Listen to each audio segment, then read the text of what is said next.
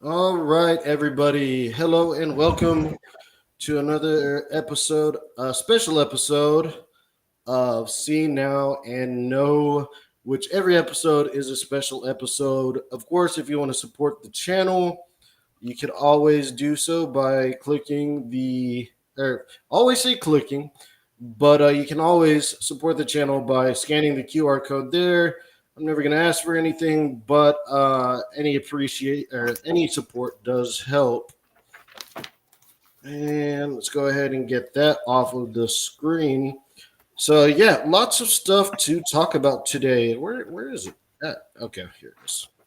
All right, so lots of stuff to talk about today. Stuff that I didn't even plan on talking about.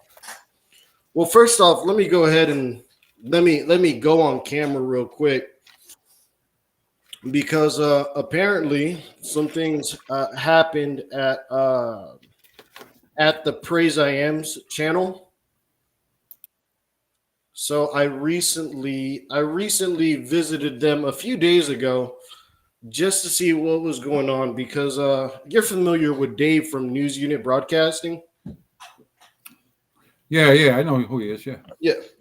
So yeah. I just kind of wanted to put the camera on to just show that, you could go to my videos and you could go to my channel and easily get a picture or video of me. So I don't know if it was Dave. I don't know who else it would be, but I do know that Dave and either the Praise I Am channel or somebody from the Praise I Am channel, Dave has a really big beef with them. Like really big, like a irrational beef. Okay. Wow. And I barely met Dave. I hardly know the guy, but I go through the YouTube live sections and I try and find, Christian live podcasts, talk shows and things like that. Mm-hmm. So I found Dave. And I've noticed that Dave was always kind of He was always kind of like quirky. Yep. Right. And anybody could say that they're a Christian online, and he was reading scripture and all of that. And and I was like, hey man, if you need help, I can help you out and do stuff like this. But I noticed that he had a rational beef with the Praise I Am channel. And I don't have any problem with the Praise I Am channel. I've never been on their show until recently. And the reason why I went on to their show is because Dave asked me to go and check out their show, like go and see what's going on over there. So out of curiosity, I just kind of wanted to see, hey, what's the big schism here? Why is there so much hatred, between the channel? And I ended up having a really good conversation with the people on the Praise I Am channel. I never had any issues with them. And I went on there and I actually had a real good time. Generally, I don't like to do like the big 6 or 8 people panels. A little bit too much sometimes. It's hard to even get a word in half the time. Exactly. It's just everybody has something to say. Some people take too too long. You know, it could be like very inefficient, especially if you're trying to get like a specific message out or like a Bible study. Yep. And you know, I don't like to be rude or anything, but I went on that channel. They treated me really nice and everything. I even saw Dustin on there. Dustin hasn't changed a bit. Dustin is Dustin. Um, and the next day, or I don't know, it just I woke up this morning and I was checking my feed on YouTube, and there were some other channels saying, "Oh, did you see what happened with Praise I Am and Lupin?" And I'm like, "Wait a minute, what happened here?"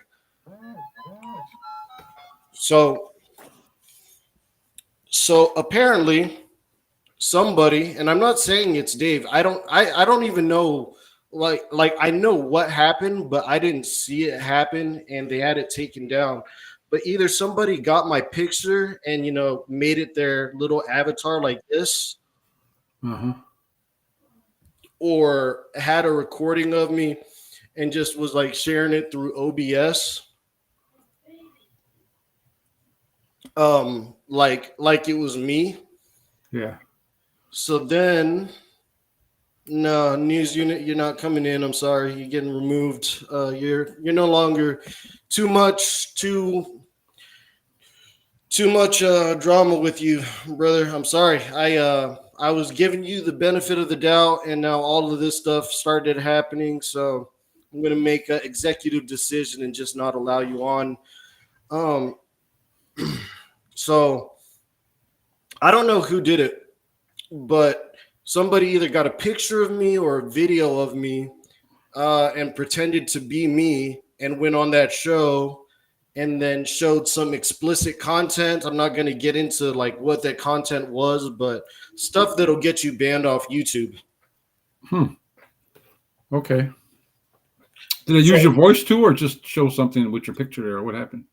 I have no idea because I'm pretty sure they had to take down the. Oh, I'm pretty sure they had to take down the stream and Yeah. like cut it. I don't know what happened. You know, like I just heard that my name and my image was used. I don't know in what way, shape, or form because they probably edited it out.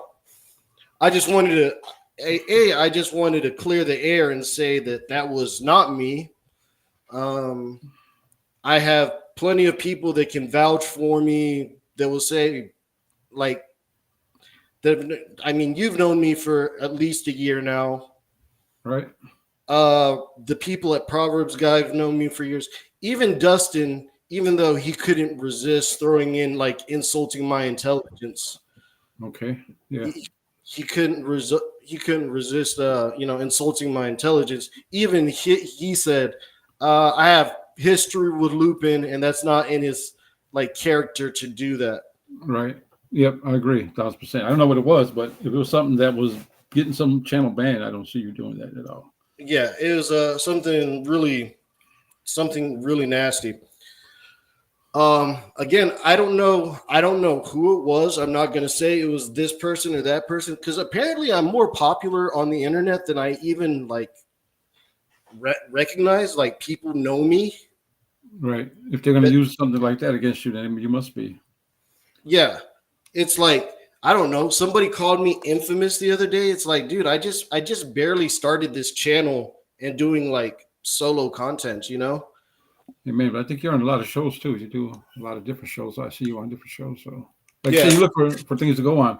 But I could think of at least 3 people in my mind now that may be capable of doing something like that. So, Right. I'm not going to say who it is either, but because I don't know. But I could see some who do that, play like they're somebody else and act like they're somebody else, and very hateful people.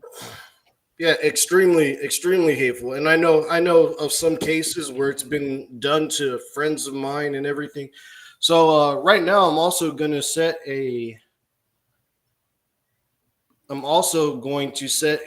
new rule for my channel.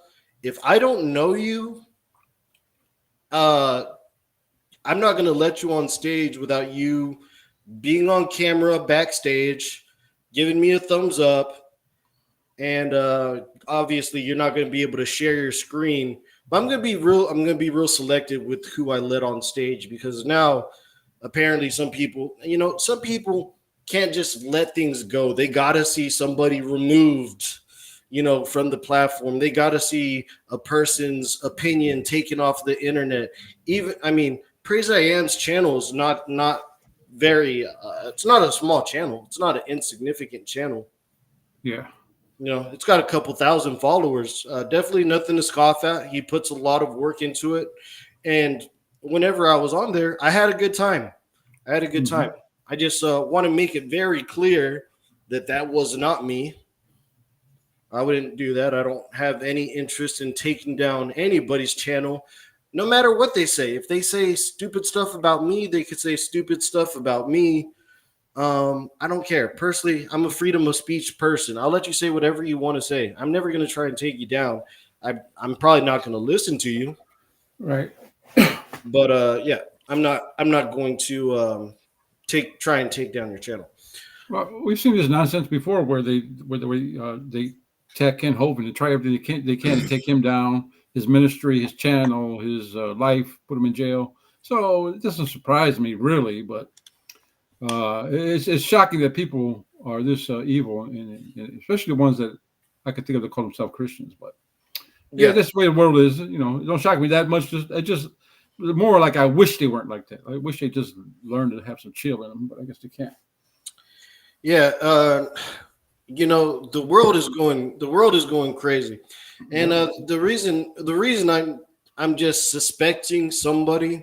It's just out of the history of interacting with them and just noticing that they have just. And I was gonna tag Praise I Am channel so they could see this because like I liked it. I'd go back on that channel and talk with them. But now if they think that I tried to bomb their channel, they might not let me back on. So Yeah, yeah. Well, if they had any brains, they would know that that'd be pretty wicked to do, especially if you come out as yourself and do it. You know what I'm saying? Why would you even come out as yourself and do something wicked, yeah. knowing that you're a Christian and then go out there and do something that's totally out of the box?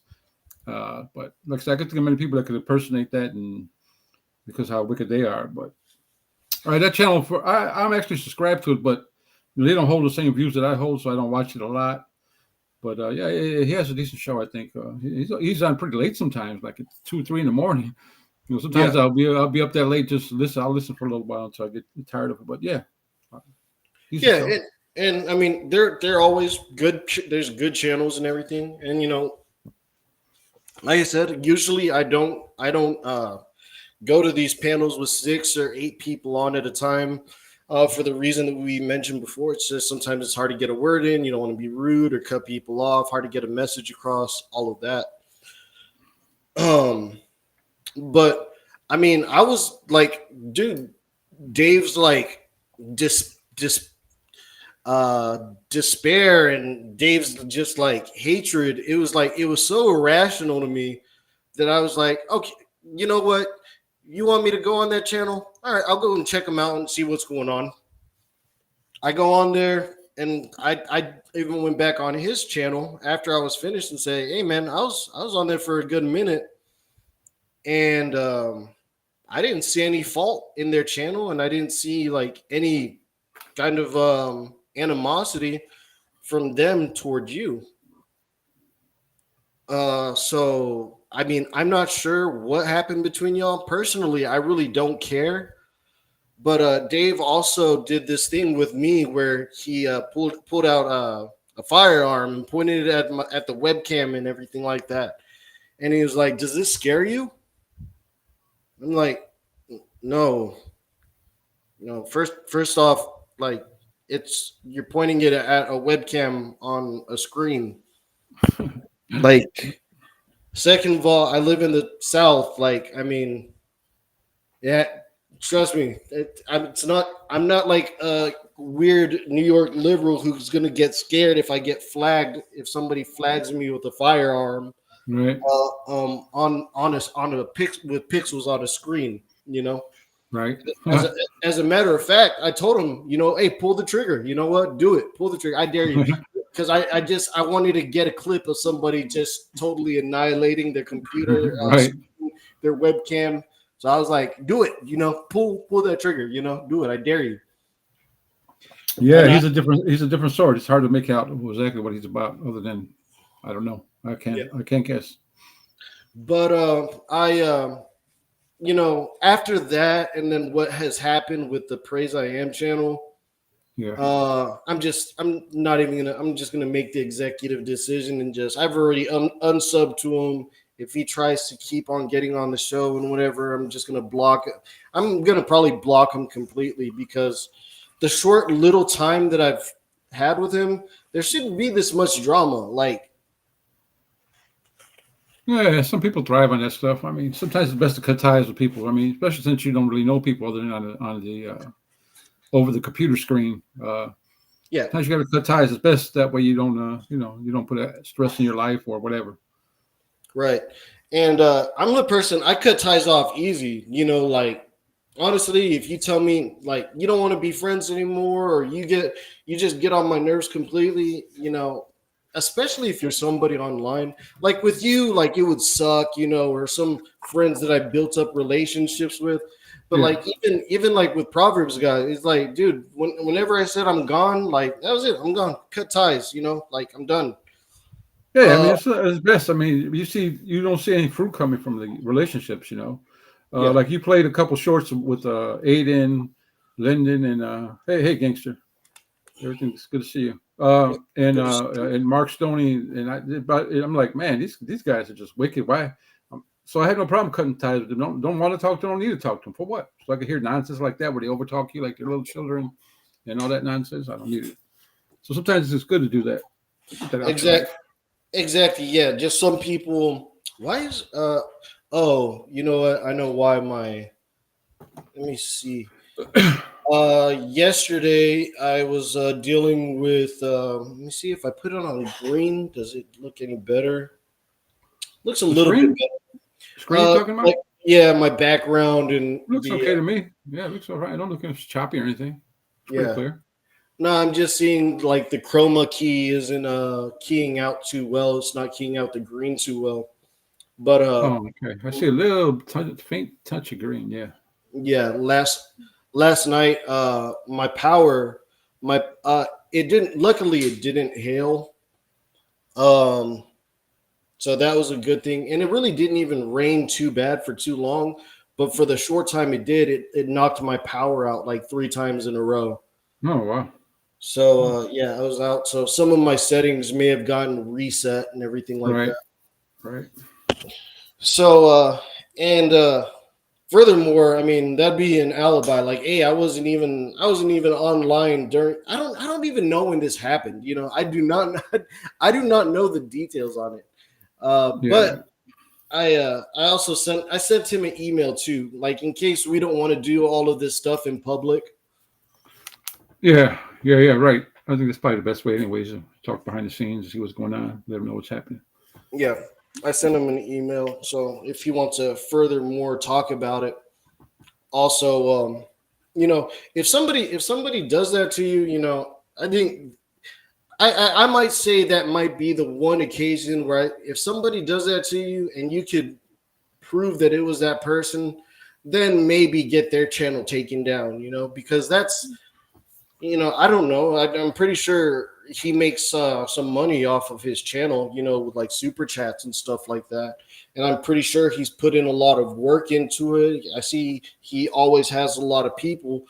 So, if somebody, I mean, I think it's kind of despicable that somebody used me. Like I'm an internet nobody to my knowledge. Maybe I'm a bigger deal than I think, but uh I'm like an internet nobody, so I'm kind of upset that they used me to do it, like my Yeah, it's clear. image. Yeah. I don't know. Why would you use anybody's image? You could just come up with a fake image. You know what I'm saying? Just a totally fake image. Clip something and go on there and act like you're somebody else. Or maybe they thought they would let you in because they recognize your image and that you've been under before. I guess I don't know. Yeah. It's hard. It's hard for me to understand this stuff. That happened to Steve Bolin too, right? Someone did something with his thing one time, changed Hmm. all the stuff to some pornography stuff. I don't want. We're not going to get into that, but so Yeah. it happens. People do stuff like this. Yeah. And that's why again I'm gonna be real selective. Like I've known you. I don't need to see you on camera and stuff like that. you know, I could reach you whenever I need to reach you, you know. Right, right. And there's certain people that I trust, but you know, that's another big problem with hosting those shows with a whole bunch of people. Yeah. It's like you can kind of get lazy. Like yeah, no, there was just a lot of nonsense brought to my channel through News Unit. You know, a lot of sketchy stuff. You know, and it's kind of weird because you know it's coming from people that are saying that they're Christian, even though he changed religions every you know with the wind. You Yeah, know, yeah. It seems like he thrives on that type of thing, like confusion and doubting. And I know, what does this mean? What does that mean? If you're a Christian, you don't need to ask all the questions like in that manner. You yeah, might say, let's go to this chapter and talk about it. You know, but I think that's his personality. That's what he does. In my opinion, I don't know the man, so I don't want to pass judgment on him like that. But I just what I've seen, it seems like he thrives on this type of personality where people they most like it if someone's watching this channel. right, yeah. And I don't know. Now it seems like you know it doesn't seem legitimate. You know, like because I like to allow strange characters like strange people. I mean, I allow you on my channel. You know, it's just strange. Oh I, man, everyday Joe, everyday Joe. you know, I Yeah, allow well, a lot of people on my channel. You know, you can be weird. You know, but just follow like normal guidelines. But there don't be becomes don't be wicked. I guess that'd be more better idea. Shit, don't be yeah. wicked. Yeah, you know, like I'm not gonna throw a person out if they like drop a cuss word or anything like that. Like, I mean, Right, dude, I'm a grown person, you know, and I'll talk about grown topics, you know. right. Um, but there becomes a there's a fine there's a fine line between being kind of quirky and strange to kind of getting to that point where you're a little bit like you're unhinged, like Yeah, you may need to seek some kind of um mental you may need to talk to somebody.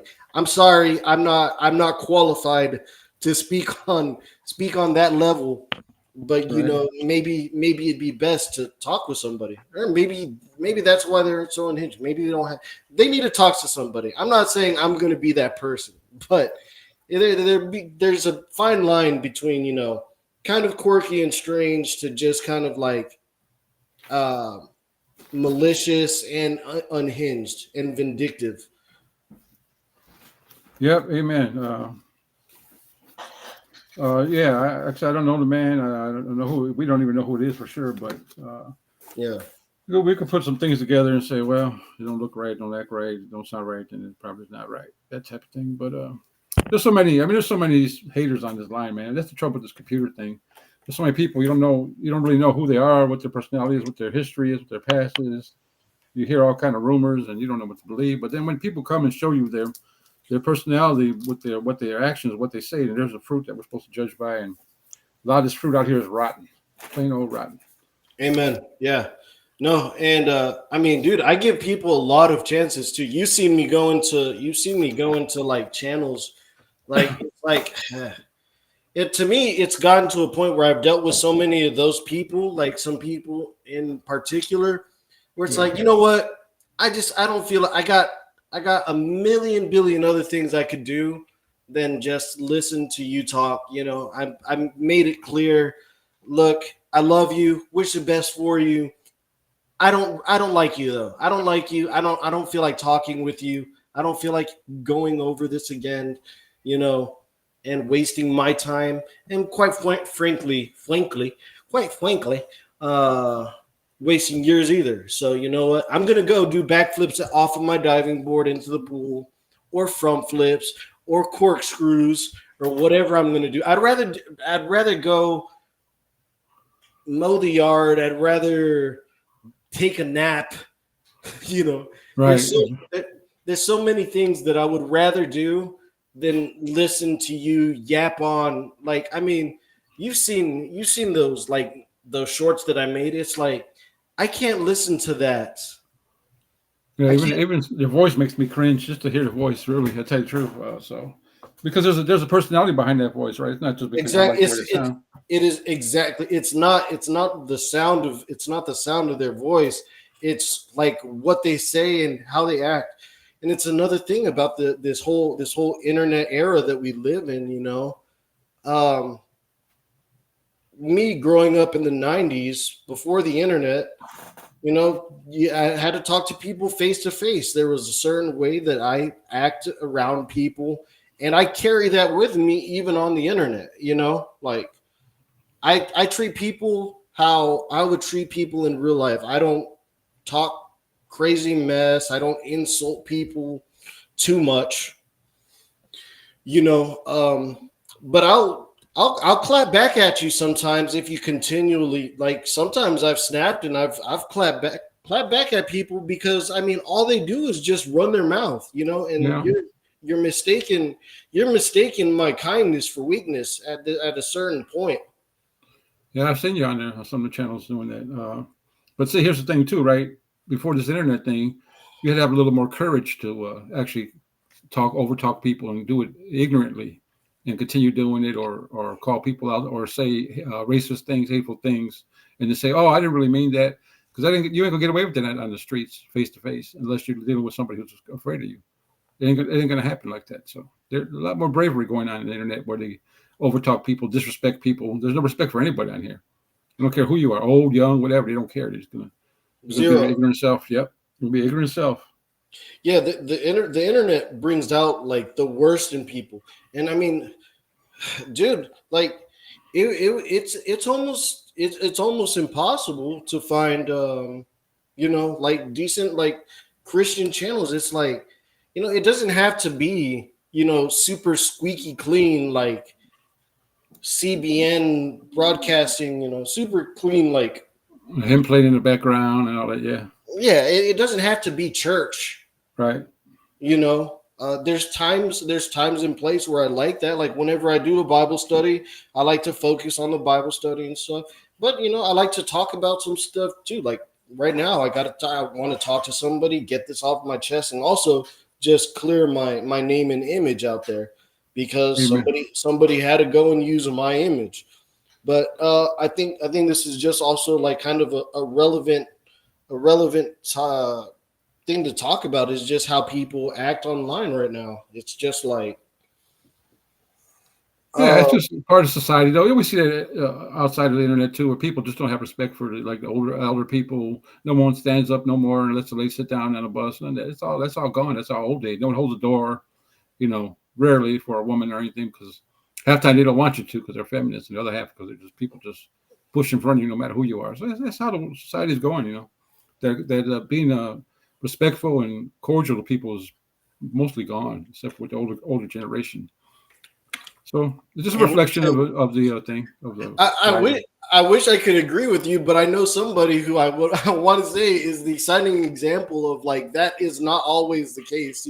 Maybe there's Oh, just not certain always. things. Yeah, yeah, Yeah, not always. maybe there's. I mean, you think I don't know what they say. With age comes wisdom. Right, but you also have to be brought up in a certain way, right? So if you don't bring your children up to be respectful to elders, and if you're arguing with your mom on you're 10 and 12 years old, when you get a little older, you're not gonna be respectful for anybody else that's older than you or anything. You're gonna be disrespectful. You're not gonna care.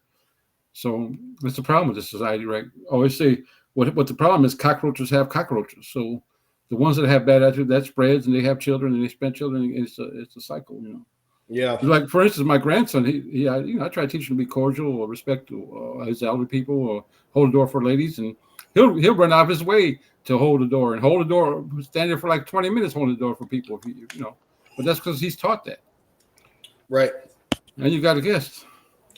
Yeah, no, you got to guess, and a lot of the way people act is it's instilled from them from their parents or grandparents or No whoever doubt. raises them. So And um, the internet it's kind of a blessing and a curse at the same time. It's really great, but it is totally changed society as a whole as how people function. oh yeah, yeah. Well, for instance, I would have never met you, right? We would never got a chance to discuss anything or be friends, because you're like across the country from me. So that way it's beneficial. So that's good. But there's negative parts as well. Definitely The good doing thing that. about your show, you can control your show, so that's good. You know what I'm saying? When you're on somebody else's show, you can't control. Exactly. Oh yeah. No, I can't stand whenever that happens. Anyway, real quick, just quick. So I just introduced my guest here, Joe, aka the Kentucky Atheist. Oh, Joe. Hello, Welcome. Joe. Hello, welcome. Hey, what's up going on, guys? How you doing? We're just chilling, man. We were waiting for Atheist to come up, but they Yeah. didn't show up. And I saw you. I think I saw you earlier. I was just putting some comments on your channel, asking like what happened. And, Yeah. you had that Dillahunty thing, and it's hard to read tones on comments. Like some people take it like I wasn't trying to be like literally whenever I do my shows, I have like backup plans, to Yeah, talk yeah. about. So, I don't know. It sounded whenever you also I was listening to it at 2 times speed. So Yeah, yeah. uh So yeah, man. The deal is that like my channel and my show and stuff, it's not just me. Um Azo, who is my co-host and sidekick, he also has control of the channel, the email, the StreamYard, everything. He can do anything I can do. So whenever I make plans to do things, so I have to like plan it because I have to, talk to other people first. right. And I'm a dipshit, so I will Yeah, plan to do things that interfere with other things I already have going on, and then I'll go back and look and say, "Oh shit, I told two people the same thing," or just completely forget about things. So sure. yeah, I didn't intend to tell you that I would show up and not show up. Right. It's been a really busy week with the Matt Dillahunty thing and all that. That's cool and fine. And yeah, this is my show. I like to keep it kind of clean as far as like language goes. I'm not gonna Oh, throw a sorry. big I'm not gonna throw a big fit. Some people say that and then don't enforce it, and then Yeah. it just kind of rolls downhill. So I Well, just want I I just can definitely not cuss. That's not yeah a problem. yeah no I'm just saying like I'd like to keep it on the relative and I understand. I understand. usually we'll have a conversation where like cussing won't be necessary. I Yeah, try yeah, to no, no. Amen to that. I Yeah. just, that's just the way I'm used to talking and stuff. But all right. I believe me, I understand. Some of my friends' atheist channels, they don't want cussing on their channels either. And I've actually had like some of my videos in the past, my recorded stuff do really well, but get a lot of comments from people saying, "Oh, it's a good video. I just don't like all the cussing."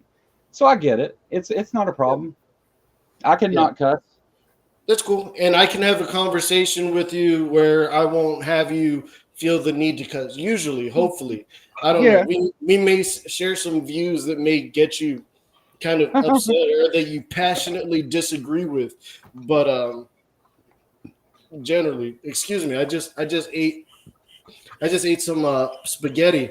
I just ate some spaghetti, and I haven't had like a bunch of carbs in a while. So Well, I that's would have came earlier, but my kid fell down the steps at the house. oh He's a man, 5-year-old. He fell all the way down the steps, and I Is he had all to. right? like Yeah, he's like a fine. two Just scared story. and shook up. Is it like a 2-story house or Yeah, yeah. He fell down the steps going down into the basement. A flight of steps. east in the Yeah, basement? yeah. He In a didn't basement? land on the. He didn't land on the floor on the bottom. He fell like halfway down the steps. But he like slid and hit his ribs and stuff, so he's kind of sore. But he's not hurt or anything. He's all right. He's just shook up from it. Well, them Okay. kids are pretty flexible and Yeah, yeah. They're pretty they resilient, bounce aren't a little they? bit. Yeah, they sure do. My grandson did the There's same thing when he actually was like 4 years old. He fell down the basement stairs head first and landed on the cement. And there's actually some truth to I that. was Like scared, kids' bones are more flexible than adults' bones no doubt. because they haven't fully. Yeah, Yeah, I think all of us start realizing that at least maybe around the year 30 mark. yeah, no doubt. Yeah, for real. Um, I had a motorcycle wreck when I was 33, 34, somewhere in there, and broke my wrist into 11 pieces and broke 3 ribs and got beat up pretty bad. And then I had open heart surgery when I was like 37, 38. So, yeah, you feel the age. Yeah. See, I don't know. Having a basement isn't real common where I'm at, so I can only Oh, go by yeah. like I can only go by like what I seen on TV and like in the movies and everything. And usually the basement to me is like a dungeonous kind of area, not So, very good, not very good lighting, and carpeting is usually non-existent. It's usually yeah. like unfinished wood and then concrete. So, that is true. Most basements are just concrete and blocks. And you're right, kind of a dungeon type feel to it. But the house that I live in has a fully finished basement that used to be a daycare. So this has a kitchen and bathroom and bedrooms and everything in it, and it's Sweet. all drywalled and finished and closets and all that shit stuff. Sorry, and uh, so yeah, it's like my house is like there's a house that you see when you pull up, and then downstairs there's a whole nother house built buried in the ground. It's like in a hillside. So the Hmm. back door goes out on a back deck, but the front of the house you can't see that it has a basement because it's in that hill. Interesting. Yeah, Interesting.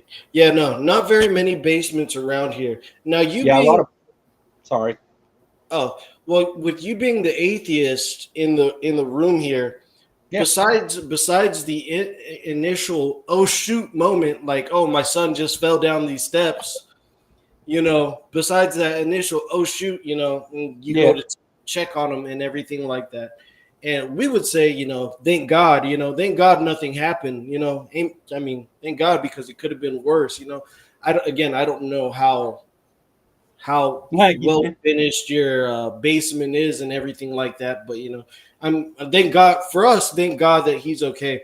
yeah, To an yeah. athe- He's to an but to an atheist, like what do you say besides the initial oh shoot kind of first thing? Like well. I do you say, mean, yeah. First of all, let me tell you that 25 years of my life, I was a Christian and young Earth creationist.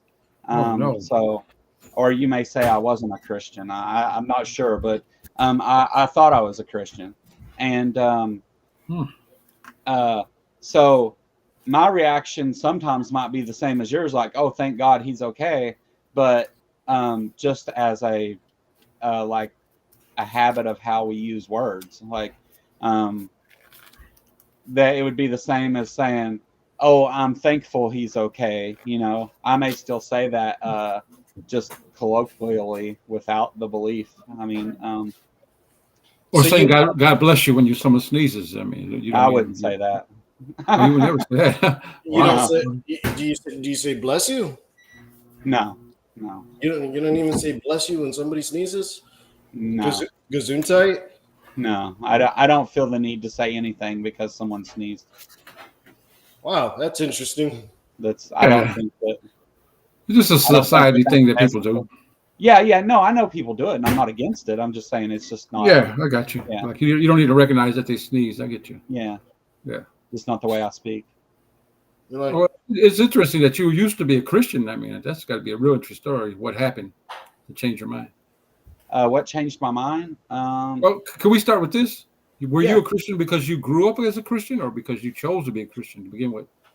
Well, I mean, a little bit of both, I guess. I mean, so I live in Eastern Kentucky, which is Bible Belt, USA, and yeah. um, the churches here are they're like involved in everything. So they're like part of the community, part of the schools. Um, like if you don't, if you're misbehaving in school, the church will show up at your house with your teacher. Um, Wow. like if you and like if you're commonly going to church and you don't go for a while, like they'll show up and want to know why you quit coming. Huh. The but and none of that's in a bad way. It's just that's how it was when I was a kid anyway. I don't know if they probably don't do that now, but so yeah, I was raised in a Christian family, and my dad was a real bad diabetic. So by the time I was like 7, 8 years old, my dad had started going blind and wasn't in very good health. So my parents quit going to church. But in my little town I lived in, on like Wednesdays, the church van just come around and pick you up. They just Okay. drive around town and pick the kids up, and they would say, Mm-hmm. come on, you're going to church. You know, I mean, you could say no. It wasn't like you were forced, but it was, you know, they would go and scoop up the kids. So your friends are on the church van. So you get on the church van and go to church. Right. And they take you to church and drop you back off at your house that night, you know? So being a kid and stuff, I went to church all the time like that. And my dad went completely blind, and my mom worked midnights. So I had to give my dad his insulin shots and take care of him when I was like 10 years old. He passed away when I was 11. And my mom kind of lost her mind and ran off with some man for a couple years. So I was with my sister, who was only 16 at the time. It was just me and her. And my mom still paid the bills and put groceries in the house once a month. Wait a minute. What? Wait. I'm sorry. I got to check. You're saying who was 16? Wait, so you ran off with somebody who was 16? Wait, No. My mom ran off with some dude, and my sister was 16 years old, and it was just me and her living in the house. She was my parental figure. Okay, so she didn't. She didn't take you with. She didn't take you with her. No, she Did you she like had a lose? boyfriend, and that's where she was. Did I could call her or whatever, and she even Mhm. left me a checkbook. I could order pizza or whatever I wanted, you know, like I knew how to write checks when I was like 12, and I knew how to cook. So she would come in like once a month. Sometimes she would stop by or whatever, but about once a month she would come and buy like $400 or $500 worth of groceries, which in the '90s was a lot. Oh And yeah. we had a big deep freezer and a big fridge, and she would stock the house completely up on groceries. And then my sister, being 16 and going into 17 in high school, she just threw parties every night because that's what you do when you're a kid, you know. And so her friends always like to see me get drunk and whatever with them because, you know, oh, let's get the 12-year-old drunk. And which I know sounds awful, but that's how it was. I started smoking pot and stuff about that time. But through all this, I continued going to church at least twice a week, sometimes 3 times a week. And sometimes I went to multiple churches. The What kind of church? In Kentucky, I'm getting the stereotypical Baptist kind of church. Yeah. I'm just mentally imagining that. Is that the kind of church like Baptist denomination, or was it any denomination in particular? 1 second and I'll answer you. Give me 1 second. Okay, that's fine. Perfect, because man, it's kind of wild. My mom, as soon as you started talking about your mom, my mom just texted me. Oh wow. So yeah, weird things like that just happen on this channel all the time. All the Yeah, coincidences. you know, Oh yeah, a lot of coincidences, right? yeah. That's an inside joke between me and Stump. So I was what you would call Southern Baptist. Most everybody here is. That's there's a few. Well, when I was a kid, there was Pentecostals and there were Baptists, and that was pretty much it. And I was Southern Baptist though, so Okay. fire and brimstone all the way. But when I was like 5, I remember being in Sunday school and the Sunday school teacher teaching us about Noah's Ark, and me asking like, how did they do that? How did they make a boat that size? Is this story true? And the teacher telling me if I wanted to ask questions, I could go to hell. And that What? was, you know, that's Southern Baptist for you though. The I don't know. Just like some people just have weird church. I mean, I went to a Pentecostal church, and I'm in the South as well. Never has that ever happened to me. But I mean, everyone's different. we Everyone have has their story to tell and everything. Like that's kind of wild to me. we Yeah. have the snake handle in Pentecostal churches around here. They used to Yeah. be more common, but there's only a couple now because it's illegal. But But anyway, that wasn't like traumatic or anything to me. That was, that was church. It didn't bother me or scare me or anything like that. It was just, looking back on it, it's an odd thing to tell a child whether you're Christian or not. That's a weird thing to Amen. say to the child. No, 100%. as I think as a Christian here, and Stump said it. He said it. Yeah, no, that's very very bizarre. That's weird, especially to tell a child. Like But I went to like youth. I would go to like youth camp and stuff like that. I'll be honest with you. I haven't gone to church like um like on a weekly basis or anything like that. It's probably been years since I've gone to church. yeah, I've yeah, I've noticed a lot of the times, and I'll let you continue. A lot of the times, the churches are. A lot of people blame the church, and I'm not saying that they're not to blame, because I definitely know that some churches, uh, they're ran by man. They're ran by men, yeah. and man is corruptible, and it's a large group of Sure. people. So, there could be church fight. There might have been church fight clubs, like behind the Yeah. church, in the playground that the pastor didn't know about, or just bad things happen in church, just like bad things can happen everywhere. Yeah, they're So all individuals and subject to the same mistakes and corruption as anybody else. Um, Amen. I think I don't have any issue with believers, or I don't try to lump believers into this group of they're all bad or anything like that. I don't. I reject the idea of a God, but other than that, like I don't have any. I think that some believers are wacky and stuff, but again, we're talking about individuals. That's every social group. I think some atheists are crazier than hell too. no, So yeah, I bet you probably know some atheists where you're like, man, I really wish you weren't an atheist. Like, I don't, you I give don't, me I some don't, bad name. I don't look at it that way. But the I, I've seen some Christians. I've seen some Christians. I mean, there's groups like Westboro Baptist Church would be like, we got to take these people. they visited my high school. Westboro Baptist Church did. I'm My like, high school, my senior year, started Gay Straight Alliance is what it was called, and it was a group that met after school, and all it was about was there was a couple gay kids in my school, and it was about just being tolerant to other people's feelings is all it was. It wasn't, you didn't have to accept it or none of that. It was just about teaching people tolerance. And sure. Westboro Baptist Church showed up and picketed my high school. It was on the Tonight Show and everything. But Yeah, they can anyway, do that. when But I was but about but if I could just jump in real quick, yeah, I yeah. think it's important to point out that this teacher telling you that if you want to ask questions about Noah's Ark, you could go to hell, or along them lines. It was a waymark, one of the marks that probably led you away from being a Christian. I would Well, imagine that. I heard that multiple times growing up in church. Like you didn't questioning anything that you were told about the Bible or God was unacceptable.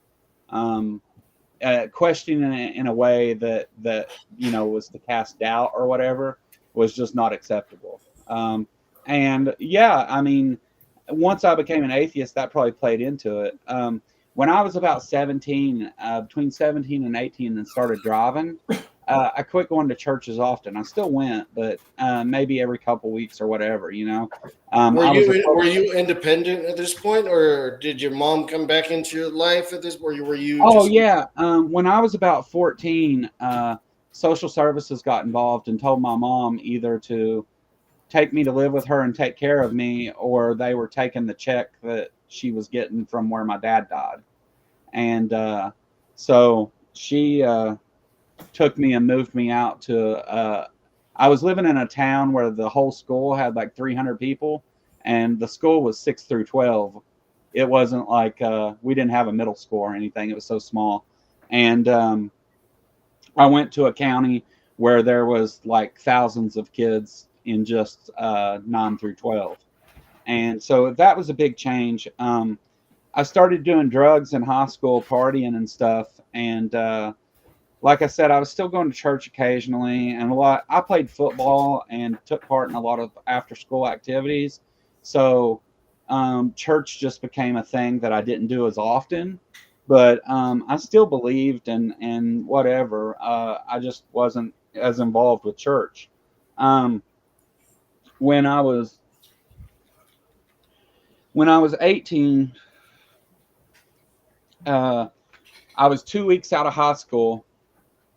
I got arrested for forgery. Um, I signed a credit card receipt with somebody else's name and wasn't supposed to do that. You don't have to get into details. Yeah. But they, I went to jail, and in jail that first time. Well, first of all, I was scared to death at 18 years old, and I had no idea what jail was like. But I spent 10 days in jail, and when I got out of jail, I was trying to, like, I didn't want to live that life. So I did start going to church a little bit more at that point. But what happened is I continued, like, I was a binge drug user. So I would go months and not use drugs. And then for like 2 weeks, just What type take a of bunch of drugs? painkillers. What is it? What type of like drugs? Were they Opioids like were my drugs of opioids? choice. Like oxys? Yeah, oxys were the drug of choice. They had just came out whenever I graduated high school. Thank So- God it was back then. Whenever you got an oxy and you knew it was an oxy, I'm not saying it was. It's a good thing, but shoot, now I mean, you'll get a pain pill, and that might be you won't feel pain for the rest of your life because you'll Well, die. I'll actually get to that in a minute because that's part of it. The drug thing isn't sustainable, and so I eventually opioids started are- using drugs all the time, and I went Did to you jail. move on to like heroin? Did you like move on? Oh to yeah, like, yeah. I ended up doing heroin and meth all the time. My drug of choice was heroin. So speedballs. Yeah, sometimes. My drug of choice was heroin, though. I moved on to injecting heroin and ended up with hepatitis C, which I've been cured of now. I don't have it anymore. But I was a heroin junkie. I was strung out on heroin and selling heroin and everything. But right before that, I had there was a period I'd went to jail for 18 months. And when I was in jail, there was a nun that came to the jail and taught female? GED classes. Yeah, and female nun in a was it a male and female? Like, did they have different separate? I know, of course they're separated, but did they allow? Because over here, there's some jails where they don't have a female facility. Like it's not on. Oh yeah. No, they had. This was a federal holding facility. And it was a regional jail, so they held federal inmates, state inmates, and males and females. You never interacted with the females. You never even got close enough to touch one of them. That's what I'm saying. So okay, so a nun came to visit. Yeah, and she brought me a book called "A Spiritual Solution to Every Problem." And was it a Catholic nun? Are Catholics the only one that have nuns? No, I think there's also nuns in what group is it? Orthodox may have them. I don't know. There's another group that has nuns. I can't remember, but yeah, she was a Catholic. Okay. But she didn't wear the whole get up and stuff. She just wore a little thing on her head. And she brought me this book, and what this book talked about is it said, even if you're not religious, which at the time I believed in God, and consider myself saved and all that stuff. I'd been saved and baptized and all that stuff through church. And this book, though, talked about how different religions believe all these different things and gave a brief thing about different religions. And but the main theme of the book was spiritual, not religious. And so the big idea was teaching yourself to think before you act, so that you don't act in a way with hate on your heart. Irrational. It taught you to train yourself to not act on emotion, but to think about things. And like, let's say something bad happened. Instead of automatically reacting, what it did was it told you that you needed to assess whether what this issue was important to the point that it affected your life or your faith or your family's life or something like that. And if it wasn't a danger to any of those things, then there's no reason for you to act out in any other way other than with love. So it taught you to not to channel your anger and things, which was a thing I had problems with. I would get pissed and punch walls and freak out and get in fights and all kinds of stuff. And so it taught you how to think about things that way. And it talked a lot about the power of positive feelings. Like if a group of people all meditated on positive things, people around them would feel positive and things like that. So, but one of the things that happened is they had a advisor from the University of Moorhead in Kentucky come to the jail, and I had taken a test called Don't worry, don't worry too much about that. they Aptitude test. Well, I had taken what was called the Kentucky Employability Test, and it was kind of like an aptitude test. It had some like knowledge-based stuff in it, but it was I got every question on the test right, and they were kind of shocked by that. The test was easy, but for inmates, it wasn't common that they got them all right. In fact, she said it had never happened, but but this advisor came and she helped me fill out the paperwork for financial aid and everything and apply to go to college. And I got accepted into college. So whenever I got out of jail, I went straight to college. I didn't have a chance to get back out on the street and do the things I was doing. So for a few years, I stayed pretty clean. I mean, I partied some in college, but I just wasn't around drugs all the time, and I was focusing on that.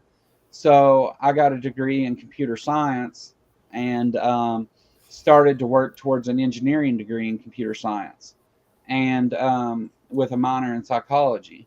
So one of the things, though, in college was I took a few physics classes. I had elective classes I had to take.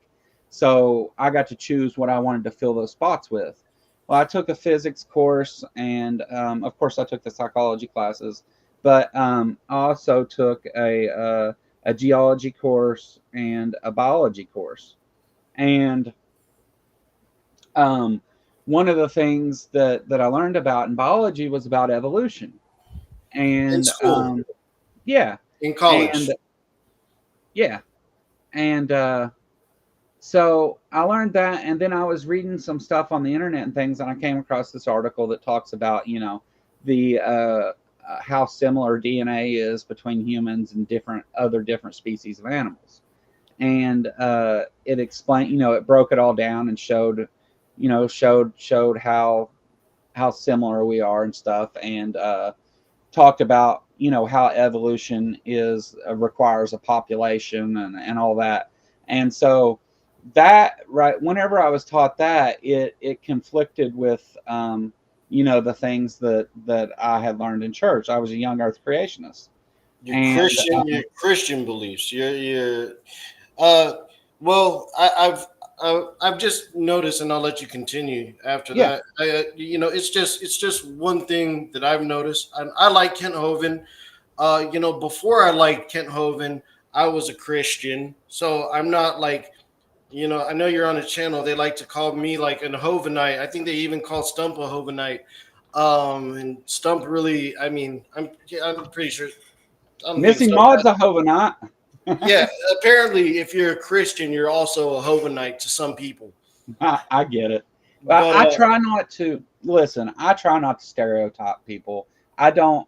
I may say that you believe Kent Hovind's brand of creationism, because there's different Ken Ham and Kent Hovind and Ray Comfort. They all have different views on creationism. Many of the basics are the same, but they still have different views, right? So yeah, sure, everybody does.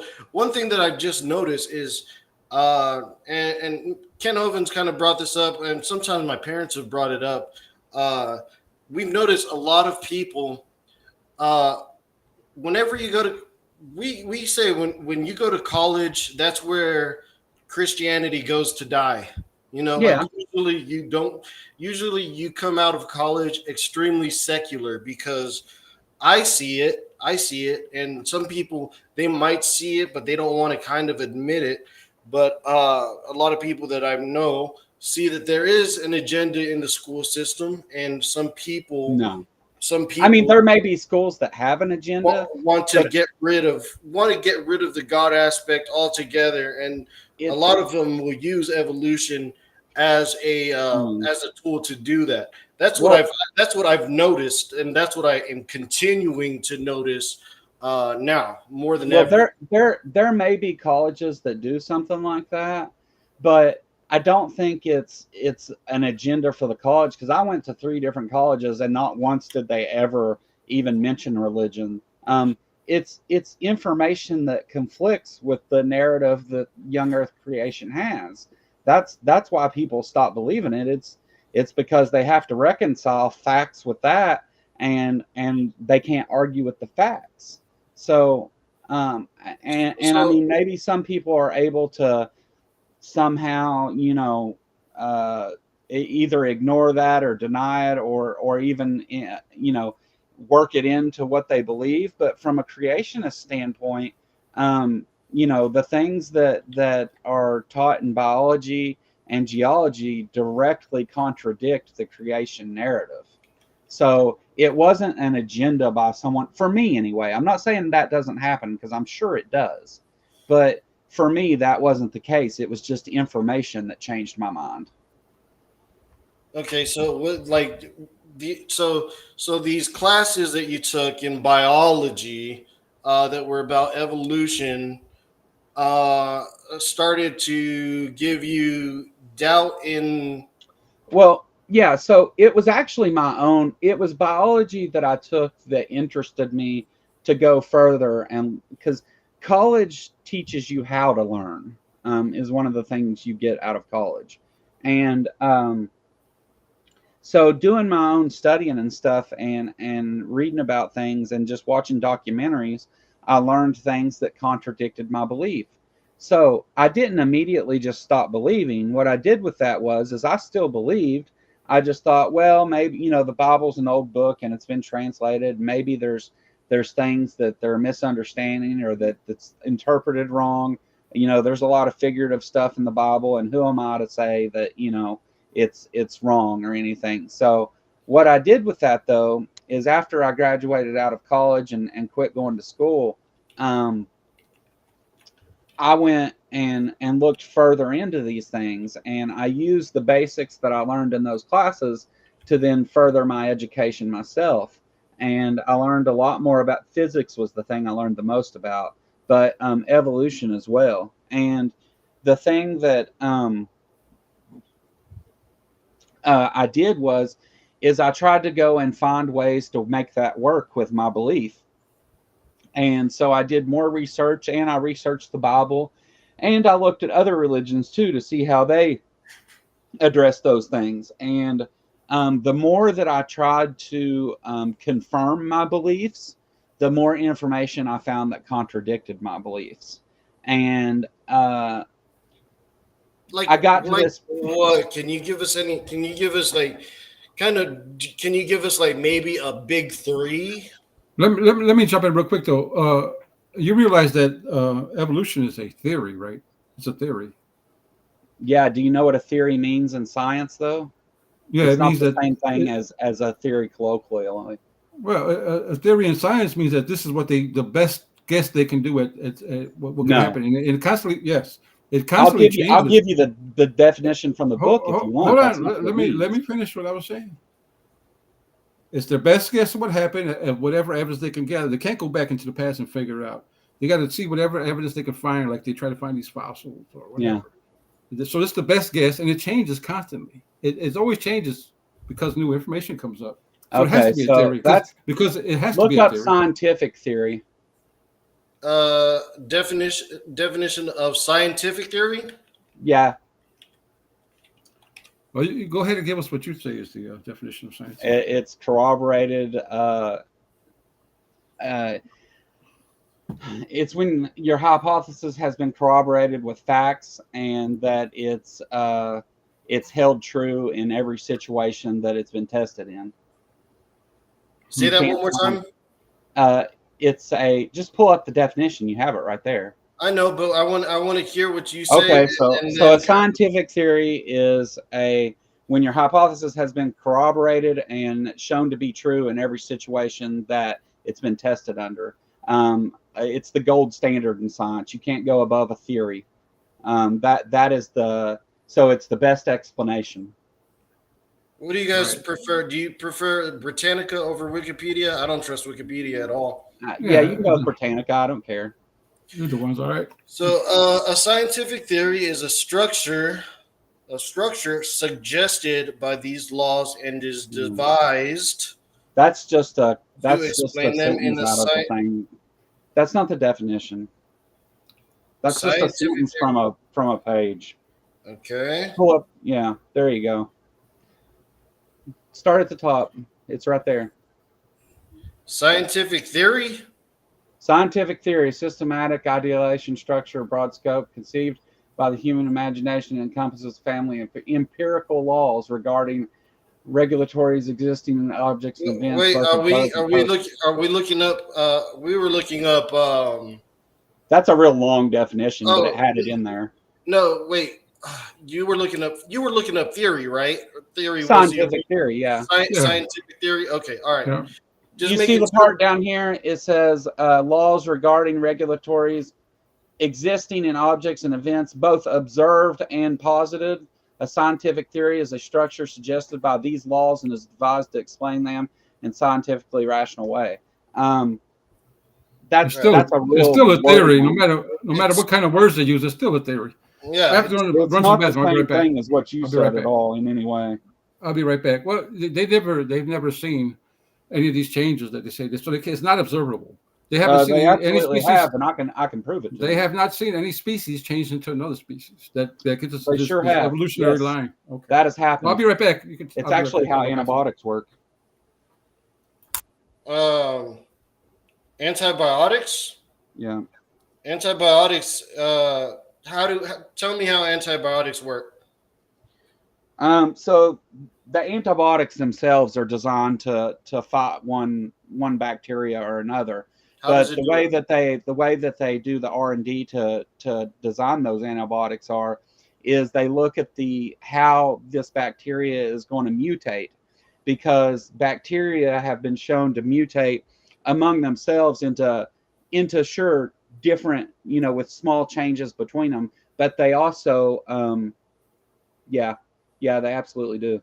But they've been shown to actually evolve into different species of bacteria that cannot reproduce with the original, which is speciation. So to say that Where did you learn that? Where did you learn that at? there's like hundreds of peer-reviewed scientific papers Okay. describing how they did it and what happened and everything.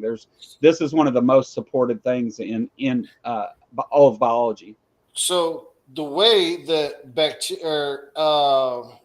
antibiotics that I know of that they work is whenever you ingest an antibiotic, Yeah. it is dead antibodies. It is dead antibodies that the body produces a reaction to increase the amounts of antibodies that goes and it increases the amount of your defense for whatever, like for penicillin, it would increase your resistance to whatever you're taking the penicillin for, so it can attack the bacteria much more aggressively. So there's no mutation being involved there. It's just an increase by increasing the dead bacteria, which that's what an antibiotic is. It's dead No. bacteria. No. Yeah, I can look it up for you. You can, yeah, go ahead. There are like whenever you get vaccinations, those usually include some form of the weakened bacteria that your body can attack to increase the strength of your own immune system so that it can take on those bacteria. But antibiotics are not always made from dead bacteria. It's a medicine designed to kill specific bacteria and microorganisms. So, antibiotics are medicines that fight bacterial infections in people and animals. They work by killing the bacteria or making it hard for the bacteria to grow and multiply. Yeah. Yeah, So, they're what? not all there.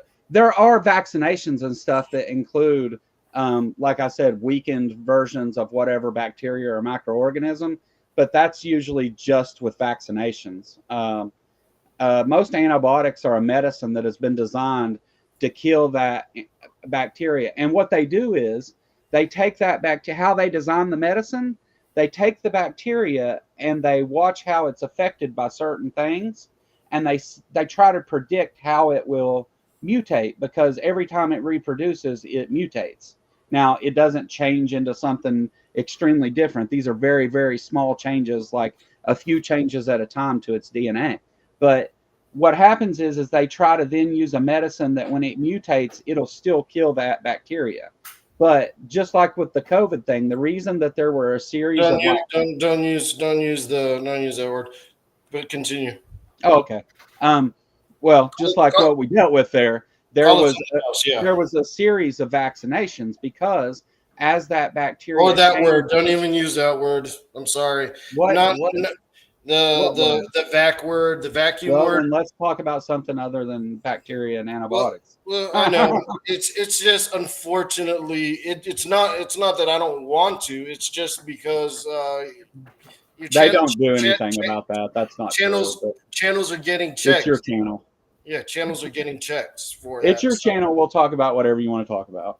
but right, but I don't see anything about antibiotic. You know, having to do with anything with evolution. I'm not sure where you got that information. I've never heard of that. But here's the point, right? I wasn't bringing that up for the fact that I wanted to get an argument about what's the evidence for this or that. I just wanted to make the point that when you're changing one belief for another belief. You can absolutely of bacteria. Just look up evolution of bacteria, and you'll see. I mean, it's all very, very well documented in very reputable places. And again, I just wanted to make the point that you change one belief for another belief. There's no evidence, concrete evidence, other than it being a theory that these things happen in evolution. So that was my point. It wasn't going to bacteria and all the rest of this stuff because it's going to be an argument. Just I see the tone of the conversation even changed as soon as we went into that. It wasn't for that point. We're trying to get to the point of what happened to change you from a Christian to a non-believer. Yeah. So if you wanna go ahead and answer that question too, because I'll be honest with you. Well, I'm gonna be honest. I'm gonna be completely honest with you. Sounds like you had a much this is why I don't judge people to an extreme because everybody has a different upbringing. Everybody has had different hardships in their life. Some people have had it much easier than some people. Some people have had it very difficult. To me, compared to me, it sounds like you had a pretty tough upbringing. So I cannot fault you for that. But like yeah, where did this kind of leads you into replacing or getting rid of God in your way of thinking? Like, I mean, maybe Stump had a better way to put it, but I'm trying to understand the causation here that would lead you because where I was going with this is I never really separated myself whenever I was growing up through high school. I did a lot of the same things you did. I stayed away from opioids. I stayed away from things that you had to inject, like heroin. I stayed away from meth. I stayed away from the big three for me was crack, heroin, and meth. Those were the big three in the 90s. Not sure if that's the same with you, but I mean, for me, those were the big three to stay away from. Yeah, weed was whatever, um, and then there was the big pharmaceutical push with opioids. That became a big thing, but mainly it was heroin, crack, and methamphetamines that like you wanted to stay away from. So I experimented with a lot of stuff through my high school and through some of my college stuff, and I would say that I separated myself from Christ, but nothing ever caused me to ever doubt the existence of the Creator. Nothing ever caused me to doubt that there was a God. Now, You just pushed them aside. To sound like right. Pushed it to the side. sex, drugs, and rock and roll. I mean, those were my priorities. That's what was important to me. I mean, Amen.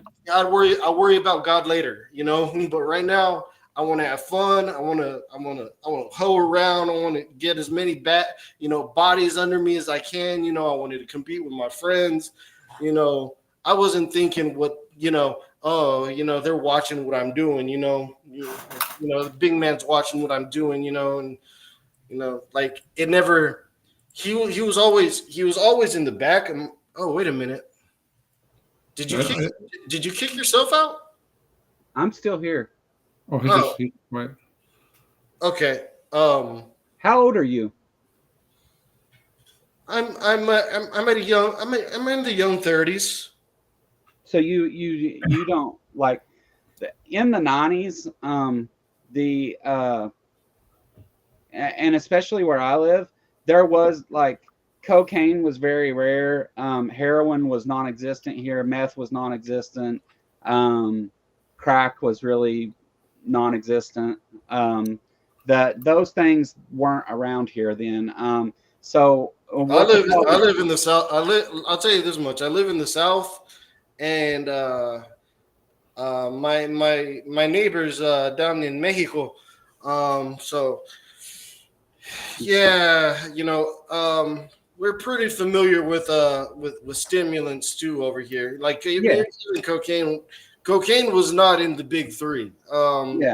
Mainly it was meth and heroin. Yeah, see, neither one of those were here at that point. And they crap. were. What happened here is that and this happened all over the country. That sucks, Missy Maud. I'm sorry to hear that. But the way that medicine was handled was it was all based on subjective, how you felt. So the more pain you were in, the easier it was to get pain pills. So people said they were in pain, sometimes lying, sometimes they weren't. But because of the way that the pharmaceutical companies worked, they went and pushed these doctors to write their drugs like Oxycontin. I got a headache, so I got a headache. Let me give you some oxys. I could go to the hospital and said I had a headache, and they would give me a shot of Demerol without even sitting down. Sure. Yeah, no. I remember. I trust me. I was alive during that point. I was born in the 90s, so I was born in the years before internet access. Yeah. I was there. I mean, it was 10 years. I was going to say 10,000 years, but 10 years, before it even started fledgling, I saw like the dot matrix printer come out and everything. Like I was about 17 when dial-up came to my area. So, I've been around there. So, yeah. But anyway, so go ahead. Continue on here. So Um, We're talking about the whenever doctors were pushing opioids and then they yeah. went to heroin and everything like that. So doctors were writing pills to everybody, and at one point, it was completely legal. You could get on the internet and order pills from Canada by the box full, and FedEx would bring them to your house. That was perfectly legal. Um, the so in my area, it was pills that everybody was on for years and years. Heroin didn't actually even hit the streets here until I was probably in my late 20s. Yeah. Um, And bef- that's whenever people like started getting into heroin because after they started cracking down real hard on pills, yeah, on opioids. they Uh, replaced it with heroin. exactly. Yeah.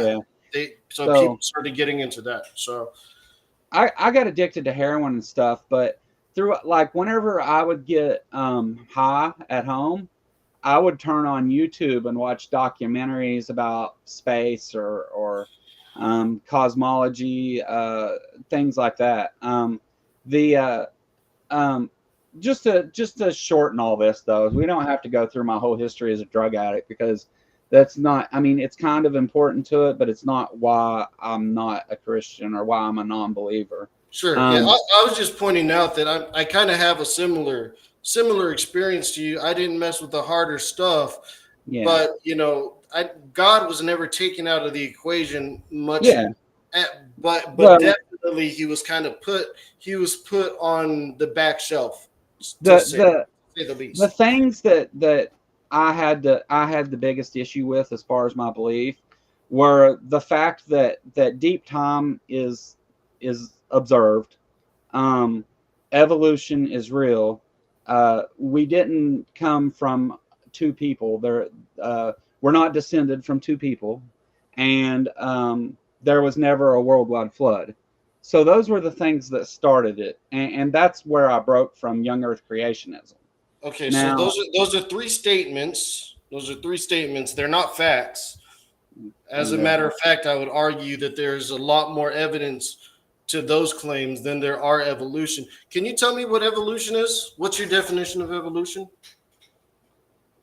Well, I mean, my definition of evolution is small changes over time, passed on to ancestors that result in the diversity of life that we see today. Okay. Can you give me an example of evolution? Um, well, I mean, evolution is a continual process. So every time a baby's born, it's evolution. There's mutations every time a child is born, and those small changes over time add up. And if you make small changes for 100,000 years, what you started with isn't the same as what you end up with at the end of that period of time. The best example would be like that. There's definitely plenty of transitional fossils and stuff. Would be the avian dinosaurs becoming modern day birds. That's one that's well documented and has lots of transitional fossils. So what do these pictures tell you right here? Like What did this these? I mean, is well, do you that believe one is in called the March of Man, I right? think, and it's kind of a straw man of evolution, but it's trying to it's a simplified way of looking at it. But what evolution, as far as like our relationship to apes, is we have a common ancestor with today's great apes, some few hundred, 300,000 years ago or so. um, and you get those you get the species. Oh, the name slipped me, but the different races of hominids that came from that, eventually leading up to Homo sapiens. So do you think that we came from, let's say, let me see, from like I mean, you have to believe this. I mean, where's the, I've never seen any kind of, even whenever I was younger, even whenever I was taught evolution. Granted, I was lucky enough to have parents, that were with me and everything like that. They kind of said that, hey man, that's kind of like it's bullcrap, like it's BS, and at the whenever I was young, I took their word for it, but then I kind of went along with it as well because it was being taught in school. And now at this age, with the age of the internet, and the more that I'm looking into it, I'm realizing, wait a minute, no, my parents are right. A lot of this is BS. Like a lot of this is bullcrap. It's all hypothetical theory. We haven't observed this, and this shows me, like, okay, so monkeys, primates. Then So can I address that? hominid.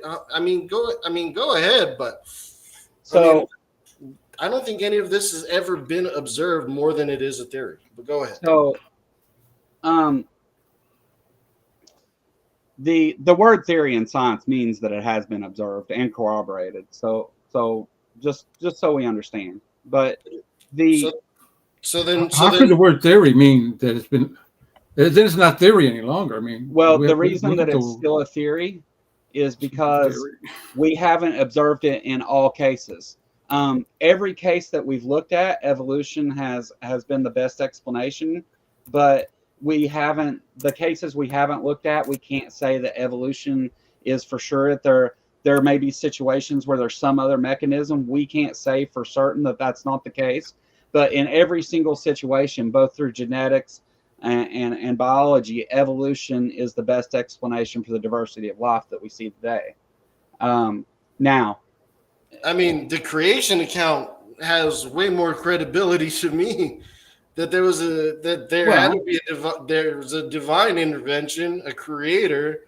That's your personal faith, though. It's not supported by anything other than faith. But it's supported by a book that has historical evidence, and these have been.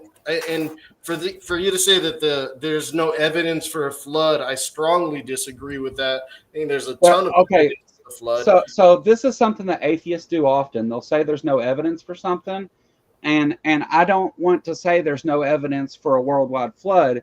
It's just there's no good evidence for a worldwide flood. And there's no evidence that points directly to a worldwide flood that couldn't also be explained by what we actually observe in geology and paleontology and archaeology and all those different fields.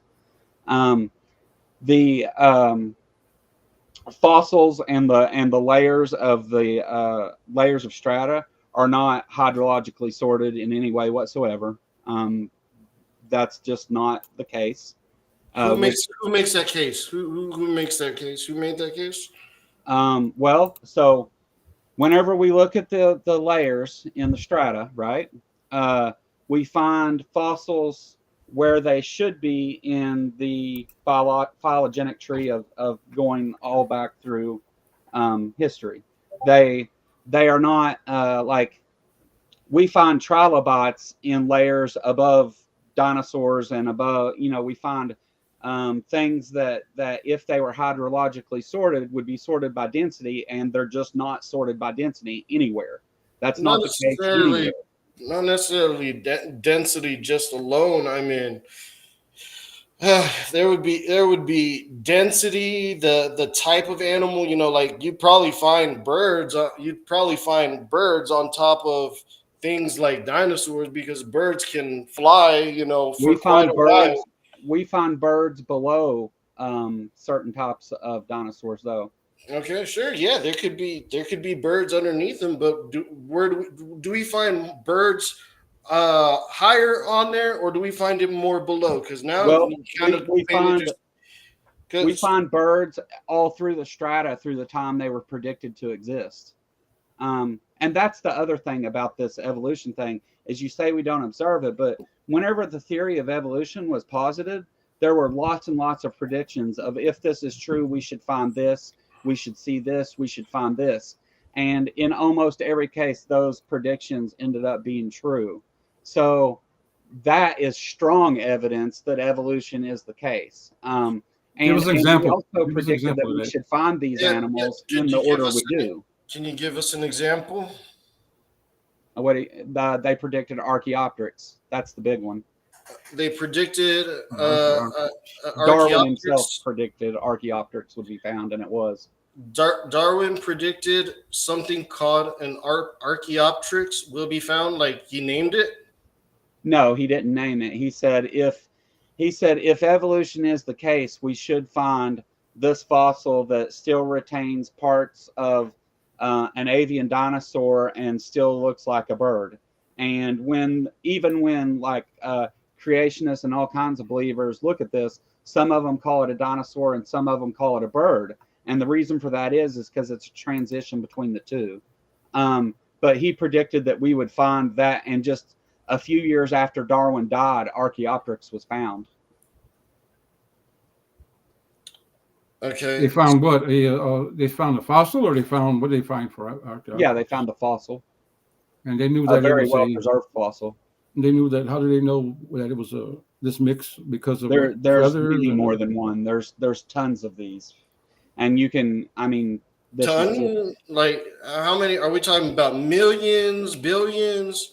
I would say hundreds. How do you spell Archaeopteryx? Archeop. There it is. How many Archaeopteryx? 13 specimens. So we got 13 specimens of this, which Of I mean, what they predicted to find, they found. okay. So they found this.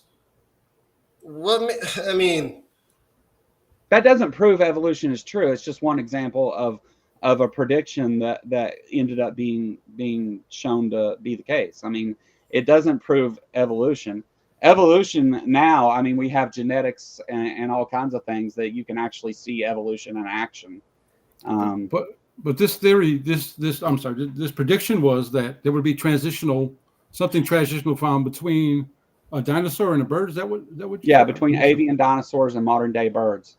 That's what that is. I mean, that's the general theory of evolution. That there's these transitional fossils that should be like thousands of them at least. Specifically, though, and he actually talked about, if you found it, the wings should be. He talked about how they're fused at the end, because modern bird wings are fused, like where there would be fingers.